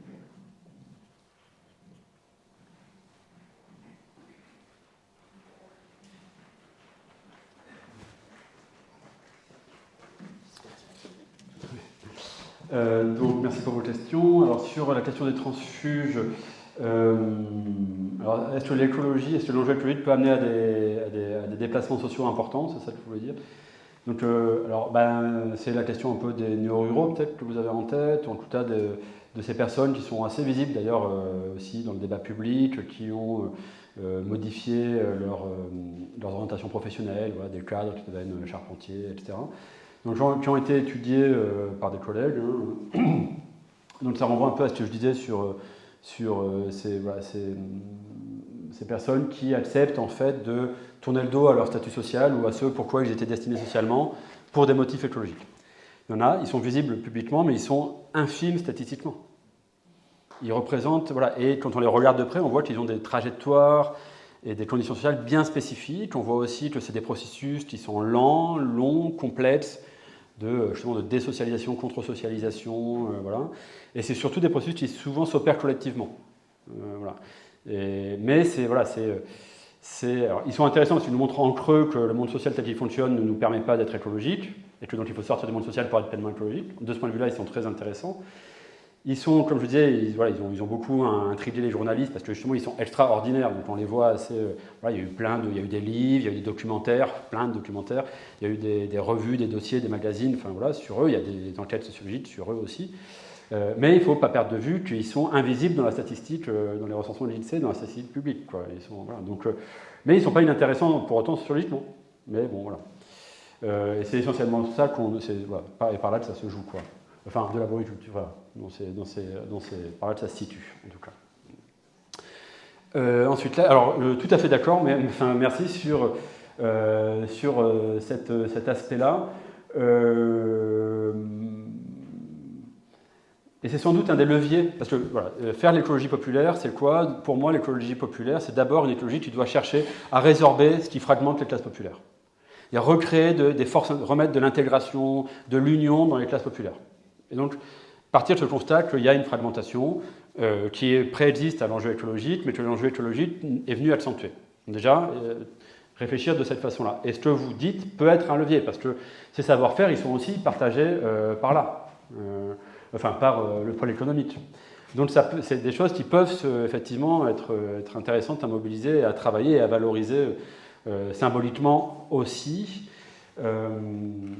Simplement, ce qui distingue les deux, c'est qu'eux, ils vont peut-être avoir un peu plus tendance à requalifier comme écologiques ces savoir-faire-là que là-bas. Un petit peu plus. Et encore, ils peuvent le faire. Enfin, il y a encore des entités qui peuvent le faire aussi quand même. Voilà. Donc oui, vous avez raison de dire qu'il y a tout un tas de savoirs un peu ancestraux, de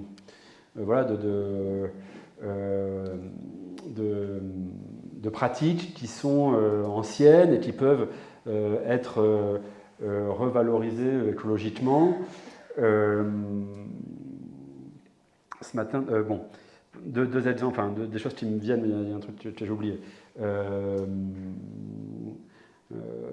Bon, le livre que j'ai écrit, il est articulé à une conférence gesticulée, qui est d'ailleurs diffusée en ligne, qui a pour objet aussi de diffuser, de rendre plus accessibles les connaissances sociologiques sur l'enjeu écologique. Et la conférence gesticulée, on l'a intitulée « L'écologie sans lutte de classe et du gaspillage », qui fait référence à un slogan assez connu, inventé par un archevêque brésilien il y a plus de 10 ans maintenant, qui était « L'écologie sans lutte des classes, c'est du jardinage ». Et ce slogan, il a été viral, il a été repris partout dans les milieux écologiques, sauf qu'en fait, quand on a réfléchi là-dessus, on s'est dit avec le camarade avec qui on a monté cette conférence gesticulée que ce slogan, il était plein de mépris de classe. Parce qu'il dénigrait le jardinage, en fait. Or, le jardinage, et une sociologue bien connue, Florence Weber, a rappelé que les jardins ouvriers, c'était un instrument de politisation au début du XXe siècle, c'était un instrument de la lutte des classes. Et le jardinage reste central dans les pratiques populaires. Donc on voit comment, en passant, comme ça, l'écologie, même qui se veut un peu radicale et qui remet la lutte des classes, en fait, elle est quand même imprégnée de ce mépris de classe. C'est pour ça qu'on a parlé plutôt de gaspillage que de jardinage. Bon. Voilà. Mais il y a tout un tas aussi de pratiques populaires. Je sais pas, on avait un autre exemple ce matin qui était chouette, mais ça m'échappe. Mais bon, l'exemple là qui me vient, c'est celui du tricot. Voilà, voilà. Et bien, qui sont réappropriés par ces fractions-là de l'espace social. Ah, c'était le cirque, on parlait du cirque. Alors c'est un peu différent peut-être le cirque, mais bon, c'est vrai qu'aujourd'hui le cirque retrouve une certaine noblesse dans les milieux de la bourgeoisie culturelle. Hein. Voilà. Et la collègue ce matin qui mène une enquête sur les circassiens, le rapport à l'écologie, le confirmait. Mais le tricot par exemple, voilà, c'est des pratiques qui... on ne sait pas les transfuges de classe, mais bon, des processus un peu de gentrification culturelle, ou des pratiques comme ça, historiquement populaires, qui se retrouvent revalorisées pour motifs écologiques. Bon. Donc il y a aussi des choses comme ça. Enfin, en tout cas, voilà. Donc, du coup, merci pour votre intervention. Ça vient compléter quelque chose sur lequel je suis passé un peu trop vite, et j'espère que vous êtes moins gênés par la façon de penser les choses. Et par rapport à la question sur les rapports d'âge et les rapports de genre, alors, ils sont pas inexistants, mais ils apparaissent comme beaucoup moins structurants que les rapports différenciés aux capitaux culturels et économiques, et alors la manière de les articuler, beaucoup moins structurants que le poids des sociabilités aussi, et moins structurants que le poids des socialisations politiques. Donc, c'est pas inexistant, ça peut venir travailler des choses, enfin, sur certaines pratiques ou sur certains points de vue peut-être par rapport à certains enjeux écologiques, mais c'est pas ce qui va structurer, ou alors ça s'articule à d'autres choses, mais structurer tant que ça le rapport à l'enjeu écologique par rapport aux autres variables. Dans l'absolu, si, mais par rapport aux autres variables, c'est pas ce qui... C'est pour ça que j'ai pas mis l'accent là-dessus. Les rapports d'âge, c'est plutôt des rapports liés à la position dans le cycle de vie, enfin le fait de la parentalité. On sait que le fait de devenir parent, c'est souvent des moments en fait où on a un investissement écologique un peu plus prononcé, mais ce qu'on aperçoit aussi, si on regarde sur le long terme, c'est que ça peut vite redescendre, quoi, ça peut vite dégonfler aussi. On sait, ça a été bien documenté, que contre le poncif médiatique d'une génération climat un peu introuvable, ou en tout cas très circonscrite socialement, c'est quand même les retraités qui sont encore les plus actifs et qui font vivre les associations environnementales massivement. Voilà, il y a eu des mouvements des grands-mères pour le climat, on n'en a pas parlé, c'était pas très sexy pour les journalistes, mais c'était quand même important aussi au moment des marches pour le climat. Donc là aussi, voilà, c'est assez complexe. Je pense que c'est une variable qui est importante aussi. Mais c'est un peu comme rapport de genre, rapport d'âge. Je ne dis pas que ça ne joue pas, mais c'est la variable du lieu de vie, du territoire.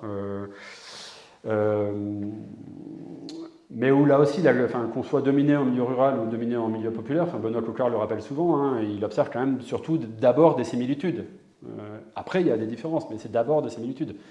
Donc Benoît Coquart, qui est un sociologue qui a bossé sur la jeunesse en milieu rural désindustrialisé, après avoir bossé sur la jeunesse en quartier populaire. Et il veille souvent à bien rappeler que En fait, il y a des différences, mais ces différences sont toutes relatives par rapport au fait que c'est d'abord des gens qui sont dominés, et de ce point de vue-là, partagent beaucoup plus que la différenciation territoriale. Voilà, donc disons que voilà, c'est vrai que si je mets l'accent là-dessus, c'est parce que c'est ce qui m'apparaît le plus structurant, ce qui façonne le plus les rapports à l'enjeu écologique. Et que les rapports de genre et d'âge vont prendre des tournures aussi différentes selon où on se situe sur le versant culturel ou le versant économique. Par exemple, sur le versant économique, l'écologie, elle est plus prise en charge par les hommes, parce que c'est très technologique, c'est la techno, quoi. Parce que c'est très comptable aussi, financier un petit peu. C'est peut-être moins le cas sur le côté culturel, où on est plus justement sur la réparation, sur le faire soi-même, et là c'est peut-être plus une écologie portée par les femmes. Vous voyez, donc les rapports de genre, ils sont aussi retravaillés par où on se situe dans l'espace social. Voilà.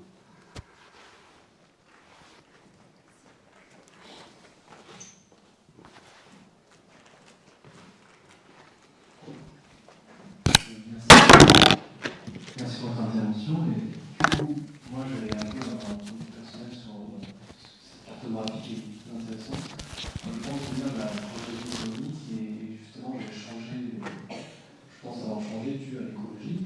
Et quand je retourne sur mon milieu social d'origine, donc ma famille, mes amis avant, j'essaye d'aller chercher, de dire bon, il faut changer aussi parce que vous êtes ceux qui consomment.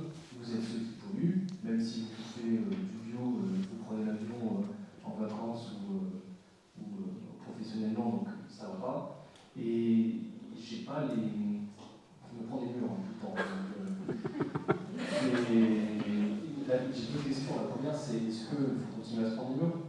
Est-ce que c'est ça qui est utile? Parce que vous dites que faire l'alliance avec le côté culturel, mais en fait, le côté économique, c'est eux qui polluent. Ou est-ce qu'il y a quand même un intérêt d'aller les chercher, de continuer ça? Et sinon, comment? Alors c'est compliqué de dire comment, mais... Voilà. Merci pour la question.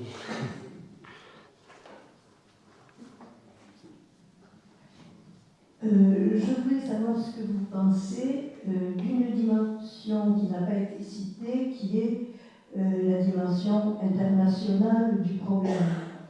C'est-à-dire que l'écologisation, ça va souvent aussi avec le silence sur l'extractivisme à l'extérieur, ou au contraire les échanges genre Mercosur, etc.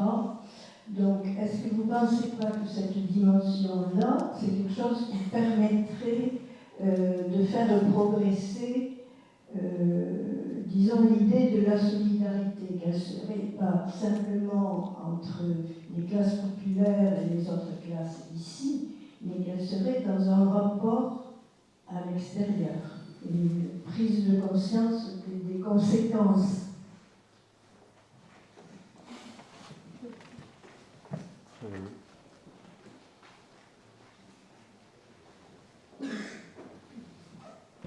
Bonsoir. Alors ça rejoint un peu la première question. Moi je me demandais, donc le niveau d'impact, vous l'avez dit, directement proportionnel au niveau de revenu.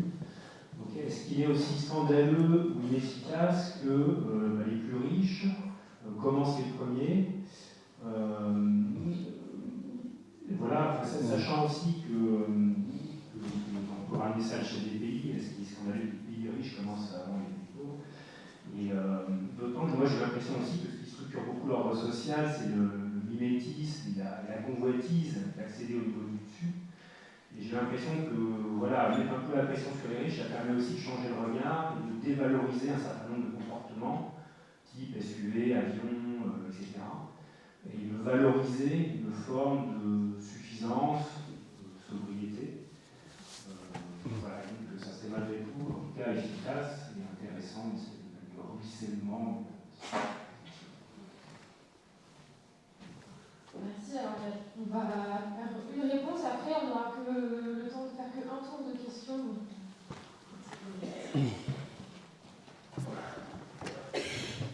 Du coup, je vais prendre la première et la dernière question ensemble. Comme ça, ça permettra peut-être de gagner quelques minutes. Oui, je pense que vous pouvez arrêter de prendre des murs. Je pense que sinon, Parce que vous expérimentez, c'est l'inefficacité justement de cette morale écologique qui bute sur des réalités pratiques et des affects sociaux bien profonds, bien enfouis. Et voilà, le changement de comportement ne se décrète pas, il s'éprouve. Et donc du coup, que faire? Voilà, plutôt peut-être faire de la politique, comme je disais tout à l'heure, en tout cas travailler à mener des luttes qui peuvent se situer à différents endroits, y compris au sein de l'appareil d'État, mais pour contrer et faire que les petits fonds qui sont aussi attachés à leur pratique et à leur mode de vie soient moins forts et que voilà. Mais oui, du coup, je pense que voilà, il y a toutes les chances que ce soit un peu vain. Et du coup, ça fait. Alors, ce que vous dites, il y a eu des tentatives, il y a eu quelques tentatives, justement, d'ailleurs, en 2019, l'été suivant le mouvement des Gilets jaunes, il y a eu le saccage d'un golf, il y a eu des trucs, le tracking des trajets en avion de Bernard Arnault. Donc, il y a eu un moment, mais ça s'est assez vite refermé. Mais une tentative de certains petits groupes collectifs de militants écologistes de venir stigmatiser ces comportements les plus pollueurs. Ça faisait aussi écho à un mouvement qui s'est développé en Suède, il me semble, qui a créé un mot pour dire la honte de l'avion. Donc voilà, c'était Greta Thunberg qui faisait 19 heures d'avion pour rejoindre je ne sais plus quelle conférence. Voilà. Donc la valorisation du train, il y a eu tout un tas de choses là-dessus aussi pour dévaloriser symboliquement ce type de pratique. Effectivement, je pense qu'on peut s'intéresser sur l'efficacité à long terme de ce type d'action, parce qu'en fait, elles utilisent les armes de l'adversaire, c'est-à-dire elles utilisent la morale. Et en fait, on ne combat pas la bourgeoisie moralement. Faire de la morale, c'est pas faire de la politique, il faut la combattre politiquement. Et je ne suis pas certain que de la combattre moralement, voilà, ça va peut-être... je ne suis pas sûr que c'est vraiment... je suis pas sûr qu'il y ait moins de licenciés de golf, qu'il y ait moins de gens qui prennent l'avion et plus le train, même si peut-être ça l'a fait, mais est-ce que ça impacte vraiment ces secteurs-là? J'en doute. Et c'est aussi, du coup, votre question me faisait aussi dire qu'il faut avoir en tête que c'est pas, la position dans les classes sociales, ce n'est pas qu'une question de niveau de revenus. C'est pas qu'une question de richesse économique, c'est vraiment l'articulation du culturel et de l'économique, et puis des trajectoires sociales derrière, comme on l'a pu pas mal l'évoquer. Donc, voilà, il ne s'agit pas juste de faire que les riches soient moins riches, quoi. C'est pas juste ça. Mais c'est ce que vous disiez, je crois, un petit peu à la fin, voilà, sur comment effectivement amener plus de monde à adhérer à des modes de vie moins carbonés finalement. Mais voilà, je suis pas.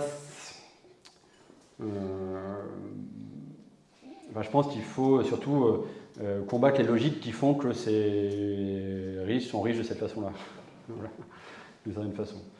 Oui, donc la question, le plus redoutable pour la fin, la question de l'internationalisation, c'est une question qui revient souvent, à juste titre. Les rapports de classe, ils s'arrêtent pas aux frontières des États, ils sont depuis le début internationalisés. C'est assez palpable et visible depuis plusieurs décennies pour la classe bourgeoise, la classe dominante, dont on voit bien qu'elle se développe à l'international, au-delà des frontières. Il y a des tentatives, mais qui sont plus complètes, pour essayer de créer des mouvements sociaux qui dépassent là aussi les frontières. En tout cas, sur les enjeux écologiques, on voit bien que le mouvement climat est quand même un mouvement fortement internationalisé, qu'il y a beaucoup de circulation militante de pays à d'autres. On le voit sur les mouvements d'occupation, où il y a souvent des étrangers qui viennent. Il y a souvent des liens aussi, différents liens sont faits. Donc il est possible, et vous avez raison, d'internationaliser aussi ces combats. Et sans doute faut-il le faire. Mais en même temps, ils ont de la force parce qu'ils sont aussi souvent ancrés localement. Voilà, mais c'est sûr que le défi est immense puisque le pouvoir qui est en face est extrêmement fort et on voit bien qu'il n'est pas du tout prêt à perdre la moindre miette. Donc, bon.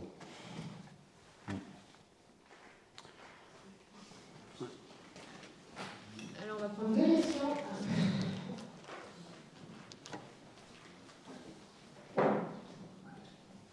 Oui, merci pour l'intervention. Vous évoquez souvent lutter pour prendre le pouvoir, lutter pour changer les rapports. Mais en même temps, une partie de la soirée a tourné autour de alliance de classe. Il me semble que là, il y a une contradiction politique, dans l'action politique qui est gênante. C'est que la lutte pour quelque chose, ça ne passe pas par des alliances de classe.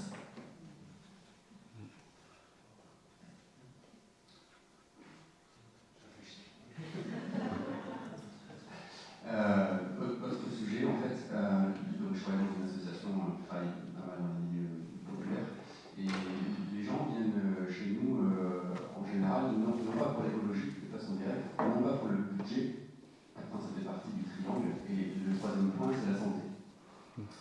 Et c'est la motivation qui sort en premier. Et on intervient également dans des milieux plus aisés, on se rend compte que du coup c'est aussi une notion très importante et qui est directement lié en fait sur plein de sujets de la vie quotidienne à l'écologie et à l'économie.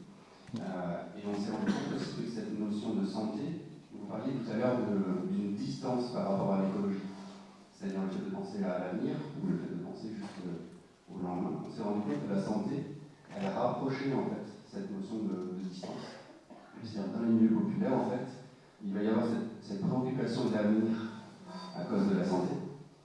Alors que dans un milieu plus aisé, ça ramène tout de suite au lendemain, à se dire, mais en fait, du coup, oui, il y a ma copine qui a eu un cancer du sein, machin, etc., etc. Et donc, du coup, ça ramène tout de suite à une notion de mort et donc de danger, en tout cas de santé, et qui ramène, en fait, en termes de distance le temps. Je trouvais que la santé, et on le voit nous au quotidien, est un sujet qui finalement est assez fédérateur interclasse.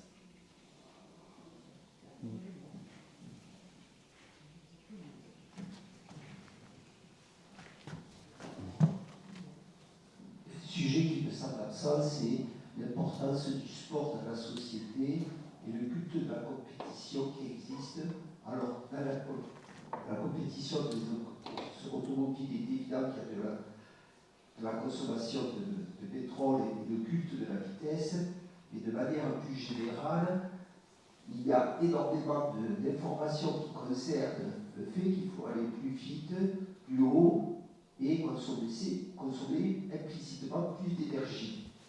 Et il est très difficile de vivre dans un monde où on est, je dirais, très chargé par des informations sportives qui cultivent le culte de la performance et qui consomment beaucoup d'énergie. Rien que pour aller voir les matchs du PFC, l'autre jour, c'était infernal, il y avait des voitures de partout, et ça, c'est le monde dans lequel on vit, où faire du sport et dépasser les performances est cultivé comme quelque chose qui est extrêmement bien.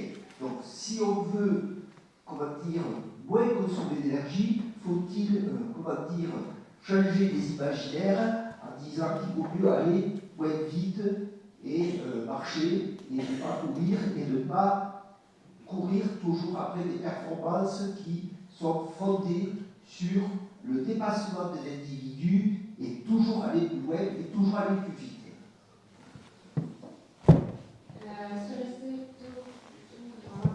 Ça va aller si on prend 2 autres encore ? Oui, ça va aller. Bonjour. En fait, j'ai trouvé ça intéressant ce que vous disiez sur la modération et la pondération sur les bourgeoisies et qui se sentaient à l'aise dans un certain système avec ça. Mais comme aujourd'hui, socialement, c'est de plus en plus... c'est difficile en fait, de continuer à être modéré dans le système qu'on nous propose actuellement. Et du coup, je me pose la question de quelle va être la réaction de la bourgeoisie face à ce système qui se radicalise et qui ont d'un côté des connaissances, notamment scientifiques aussi, sur ce qu'impliquent les changements climatiques, alors qu'on fait face à de plus en plus d'inaction, et donc du coup on ne peut plus être modéré ou pondéré face à ça. Du coup, ça me posait un peu de questions sur ça, et du coup, qui se ramène aussi avec la question internationale pour moi, d'être de plus en plus éloigné entre la consommation et la production, et qu'on n'avait plus tout la main sur ce qu'on consommait non plus. Et donc du coup, on se retrouvait piégé d'une certaine façon. Voilà, je ne sais pas si c'est...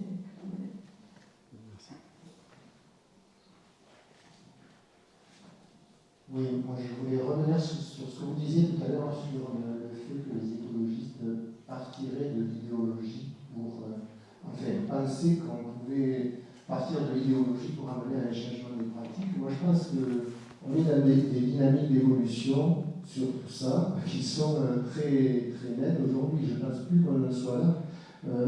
Les forces politiques qui agissent aujourd'hui dans un but de transformation écologique, ont fait, moi, il me semble, pour la plupart, le pont entre transformer la société et transformer les choses pour que le monde reste vivable demain. Il me semble que toutes les forces de gauche de l'écologie aujourd'hui sont d'accord pour dire qu'il y a un lien entre la transformation sociale et la transformation écologique.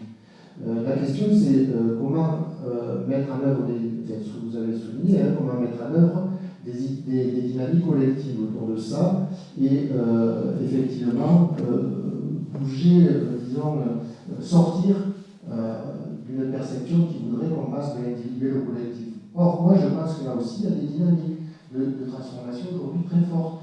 Ce qui se passe sur le terrain, ce n'est pas simplement l'injonction à une transformation individuelle, il y a des tas de mouvements collectifs qui ont une volonté de transformation et qui parfois partent de problèmes, comme vous l'avez souligné, de problèmes très pragmatiques, très pratiques. Moi, aujourd'hui, je sais pas, sur l'autoroute A69, sur les gravières de la Basse-Ariège, sur les avions qui survolent nos quartiers, ce sont des batailles qui sont de nature transversale, enfin, qui sont de nature à rassembler de manière assez large des populations qui peut-être au départ n'avaient pas des intérêts convergents. Je vois par exemple sur la Basse-Ariège des gravières, les paysans de la FNSEA sont dans une association qui, aux côtés d'écologistes, demande l'arrêt de l'extension des gravières parce qu'elle pollue l'eau, parce qu'elle raréfie l'eau. Qui aurait pu penser ça il y a quelques années sur la 69, quand on a commencé la bataille, il y avait quelques centaines de personnes qui étaient touchées, c'était des populations locales, il y avait des manifestations avec des dizaines de milliers de personnes pour dire stop à ce projet destructeur. Donc moi, il me semble qu'il y a des possibilités de faire du collectif par justement la prise de conscience concrète qu'il y a des choses qui nous rassemblent. Vous parliez des pollutions, par exemple, et quelqu'un parlait de la santé. Il me semble que ce sont des enjeux transversaux extrêmement intéressants à ce niveau-là.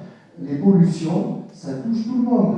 En ce moment, il y a une question qui est extrêmement mal d'actualité, c'est la question des pollutions de l'eau. Alors on a tout qui passe, les microplastiques, les PFA, les PFAS, et donc toutes ces pollutions, elles touchent indistinctement toutes les populations. Et je pense que collectivement, là, on peut avoir des transversalités intéressantes.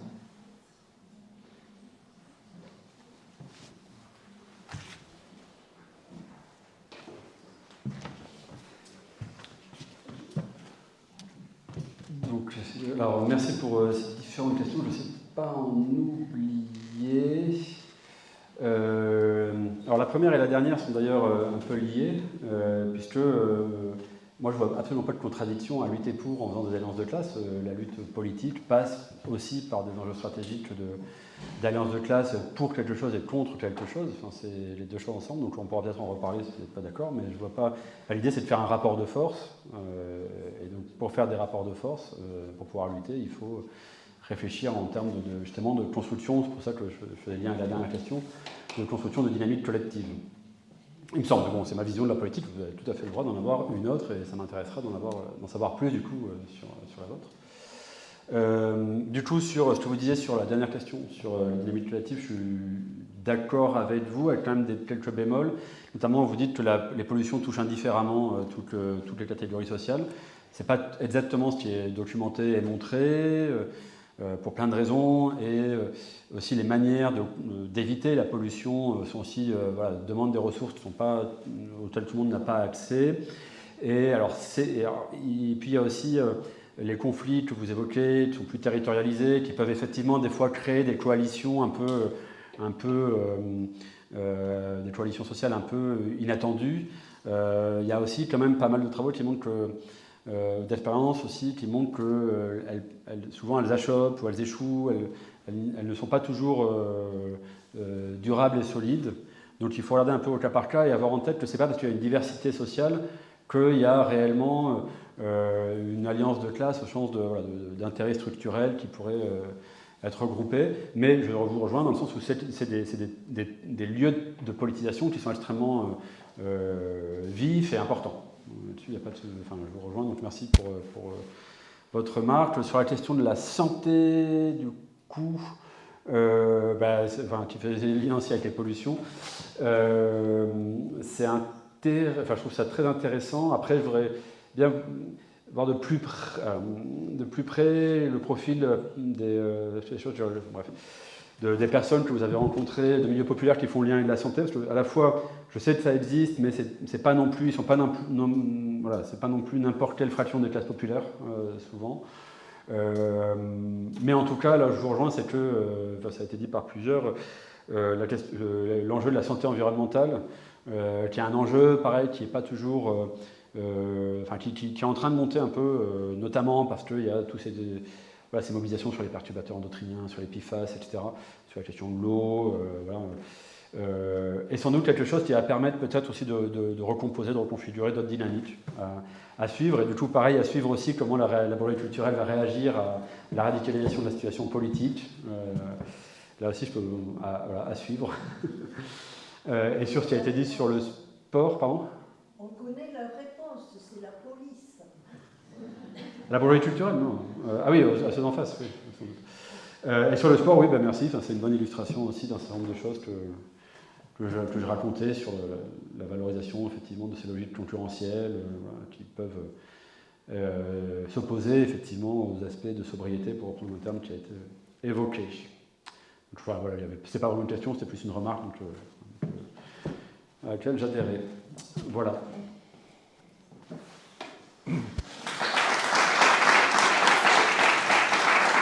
Merci beaucoup. Avant de repartir, Marie-Christine Jallet, la présidente de l'UNEF, va dire un mot. Et je vais remercier aussi Edith qui a fait une facilitation graphique de la conférence. C'est en cours de finition, mais si vous voulez la recevoir par mail, vous pouvez mettre votre mail sur le petit papier que vous avez laissé sur la table ou venir la prendre le jour après, quand ce sera fini. Voilà, merci beaucoup.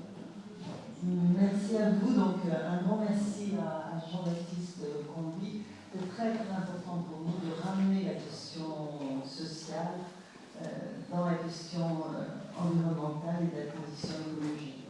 Parce que je trouve que c'est une question assez absente, un peu présente, y compris le GIEC l'a dit. Donc c'est important que quelqu'un puisse, sur la base de ses travaux, de son expertise scientifique, ramener aussi cette cartographie sociale pour qu'on comprenne mieux aussi quels sont les leviers d'action possibles. Je veux dire qu'on va continuer le cycle de conférences, donc il y en a d'autres programmées, donc suivez-nous sur le site du CODEP. De toute manière, si vous êtes venus, vous êtes a priori dans un réseau, vous recevrez l'information. On va commencer à mettre en forme les premières conférences. On va produire aussi un premier livret. On va donc poursuivre tout au long de l'année 2025. Par contre, pour des raisons liées au statut du Conseil de développement, nous n'irons pas au-delà du 30 septembre 2025. Parce que le CODED, une assemblée de la démocratie participative, mais qui n'a pas, évidemment, à prendre position ou à entrer dans le débat politique. Or, la campagne va démarrer, on pourrait dire, a peut-être déjà démarré, mais officiellement démarrera en tout cas en octobre. Et pendant cette période-là, le CODEV ne sera pas en position d'animation du débat public. Voilà, nous reviendrons ultérieurement. Voilà, suivez nos travaux et suivez voilà, nos initiatives. Et si vous avez un peu de temps et d'énergie, eh bien, venez aussi travailler avec nous parce qu'on a besoin de l'ensemble des forces vives de cette métropole et de cette société métropolitaine pour avancer sur les nombreux sujets qui nous attendent, les nombreux défis. Une question à propos du CODEV qui est lié donc à la métropole. Et donc, non, ce n'est pas lié à la métropole. Les conseils de Jean-Luc Bourdin sur les développements. Non, les conseils de développement ont été créés par la loi. Ce sont des assemblées de la démocratie participative. Les membres, toute personne de cette métropole peut venir au CODEV. Il y a une condition, ne pas être élu local. Donc nous sommes, comme tous les CODEV, adossés à une collectivité. Pour nous, c'est effectivement la métropole toulousaine. Pour autant, nous sommes une instance indépendante et autonome. Et je le dis très clairement, les membres du CODEV ne sont en aucun cas nommés, désignés par les élus. Et donc le CODEV a les portes grandes ouvertes. Et donc il suffit d'envoyer un mail ou un courrier et vous pouvez tout à fait entrer au CODEV. Alors j'ai une autre question du coup. Est-ce que vous, au CODEV, vous avez fait une évaluation de l'impact du travail que vous menez auprès des élus? Excellente question. C'est la question fondamentale, parce que je rappelle que les membres du CODEV sont des bénévoles, sont tous des bénévoles. À la différence, parce qu'on fait souvent la comparaison entre les CODEV et les CESER. Au CESER, les membres des CESER sont indemnisés. Ça n'est pas le cas des membres du CODEV. Donc vous avez tout à fait raison. La question que se posent les membres du CODEV, c'est cette énergie, ce temps que nous mettons à cette maïotique particulière qui est celle de la discussion, l'échange, etc., qui conduit à produire des contributions. À quoi servent-elles? Vous imaginez bien que les gens qui mettent du temps sont évidemment absolument soucieux de l'impact de ce qu'ils font. Alors moi je dis souvent, quand les travaux du CODEV par exemple, alors les travaux du CODEV, ils permettent de faire un pas de côté parfois, ils permettent d'éclairer la complexité, les alertes, etc. Quand les travaux du CODEV permettent à la collectivité élue service de faire évoluer leur discours, d'avoir une autre appréhension des problèmes, il n'y a pas un petit drapeau qui se lève derrière et qui dit CODEV. Voilà. Donc ça, c'est ce qu'on peut appeler le pouvoir d'influence. Après, il y a une autre chose, c'est quand le CODEV produit une contribution, que se passe-t-il? Eh bien, il y a un processus de travail qui a été mis en place. Toute contribution du CODEV est présentée aux commissions d'élus qui sont compétentes sur le sujet. Et elle donne lieu du coup à débat. Et l'instance métropolitaine, donc la métropole, fait savoir au CODEV, pour toute contribution du CODEV, qu'est-ce qu'elle prend des propositions, ce avec quoi elle est d'accord et ce avec quoi elle n'est pas d'accord. Et le CODEV s'est engagé à publier. Alors, il y a une publication tout à fait symptomatique de ça, sur une question extrêmement névralgique sur le zéro artificialisation net. Voilà. Donc, le CODEV a émis une contribution qui a fait l'objet d'un débat, et nous avons publié sur notre site à la fois la contribution du CODEV et le retour de la collectivité. Voilà. Et donc c'est un processus qui est en cours. C'est un peu la logique des rapports de la Cour des comptes.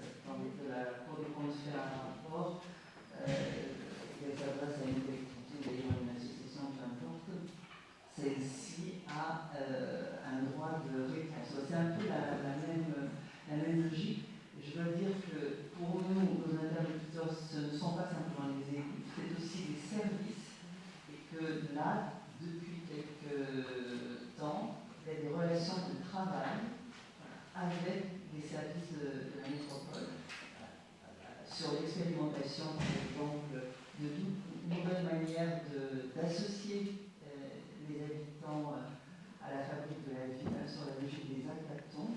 On a fait ça sur le réaménagement de la place Jeanne d'Arc, il n'y a pas très longtemps, où là on met en situation concrète des groupes d'habitants d'usagers de produire effectivement un réaménagement. Et ces projets-là sont ensuite discutés avec à la fois les services et les élus. Donc, le rôle du CODEF, c'est aussi d'expérimenter d'autres manières de concevoir la démocratie participative, d'autres manières que le débat public, la consultation, l'enquête publique. On a fait ça aussi sur les réseaux express vélo, en proposant ce qu'on a appelé des communautés de lignes, c'est-à-dire le long d'une ligne, et réunir l'ensemble des parties prenantes, usagers et autres, pour essayer d'améliorer les aménagements. Voilà. Mais le rôle du CODEV, c'est d'expérimenter, ça n'est pas après de mettre en œuvre. On a un rôle d'expérimentation. J'ai répondu à la question.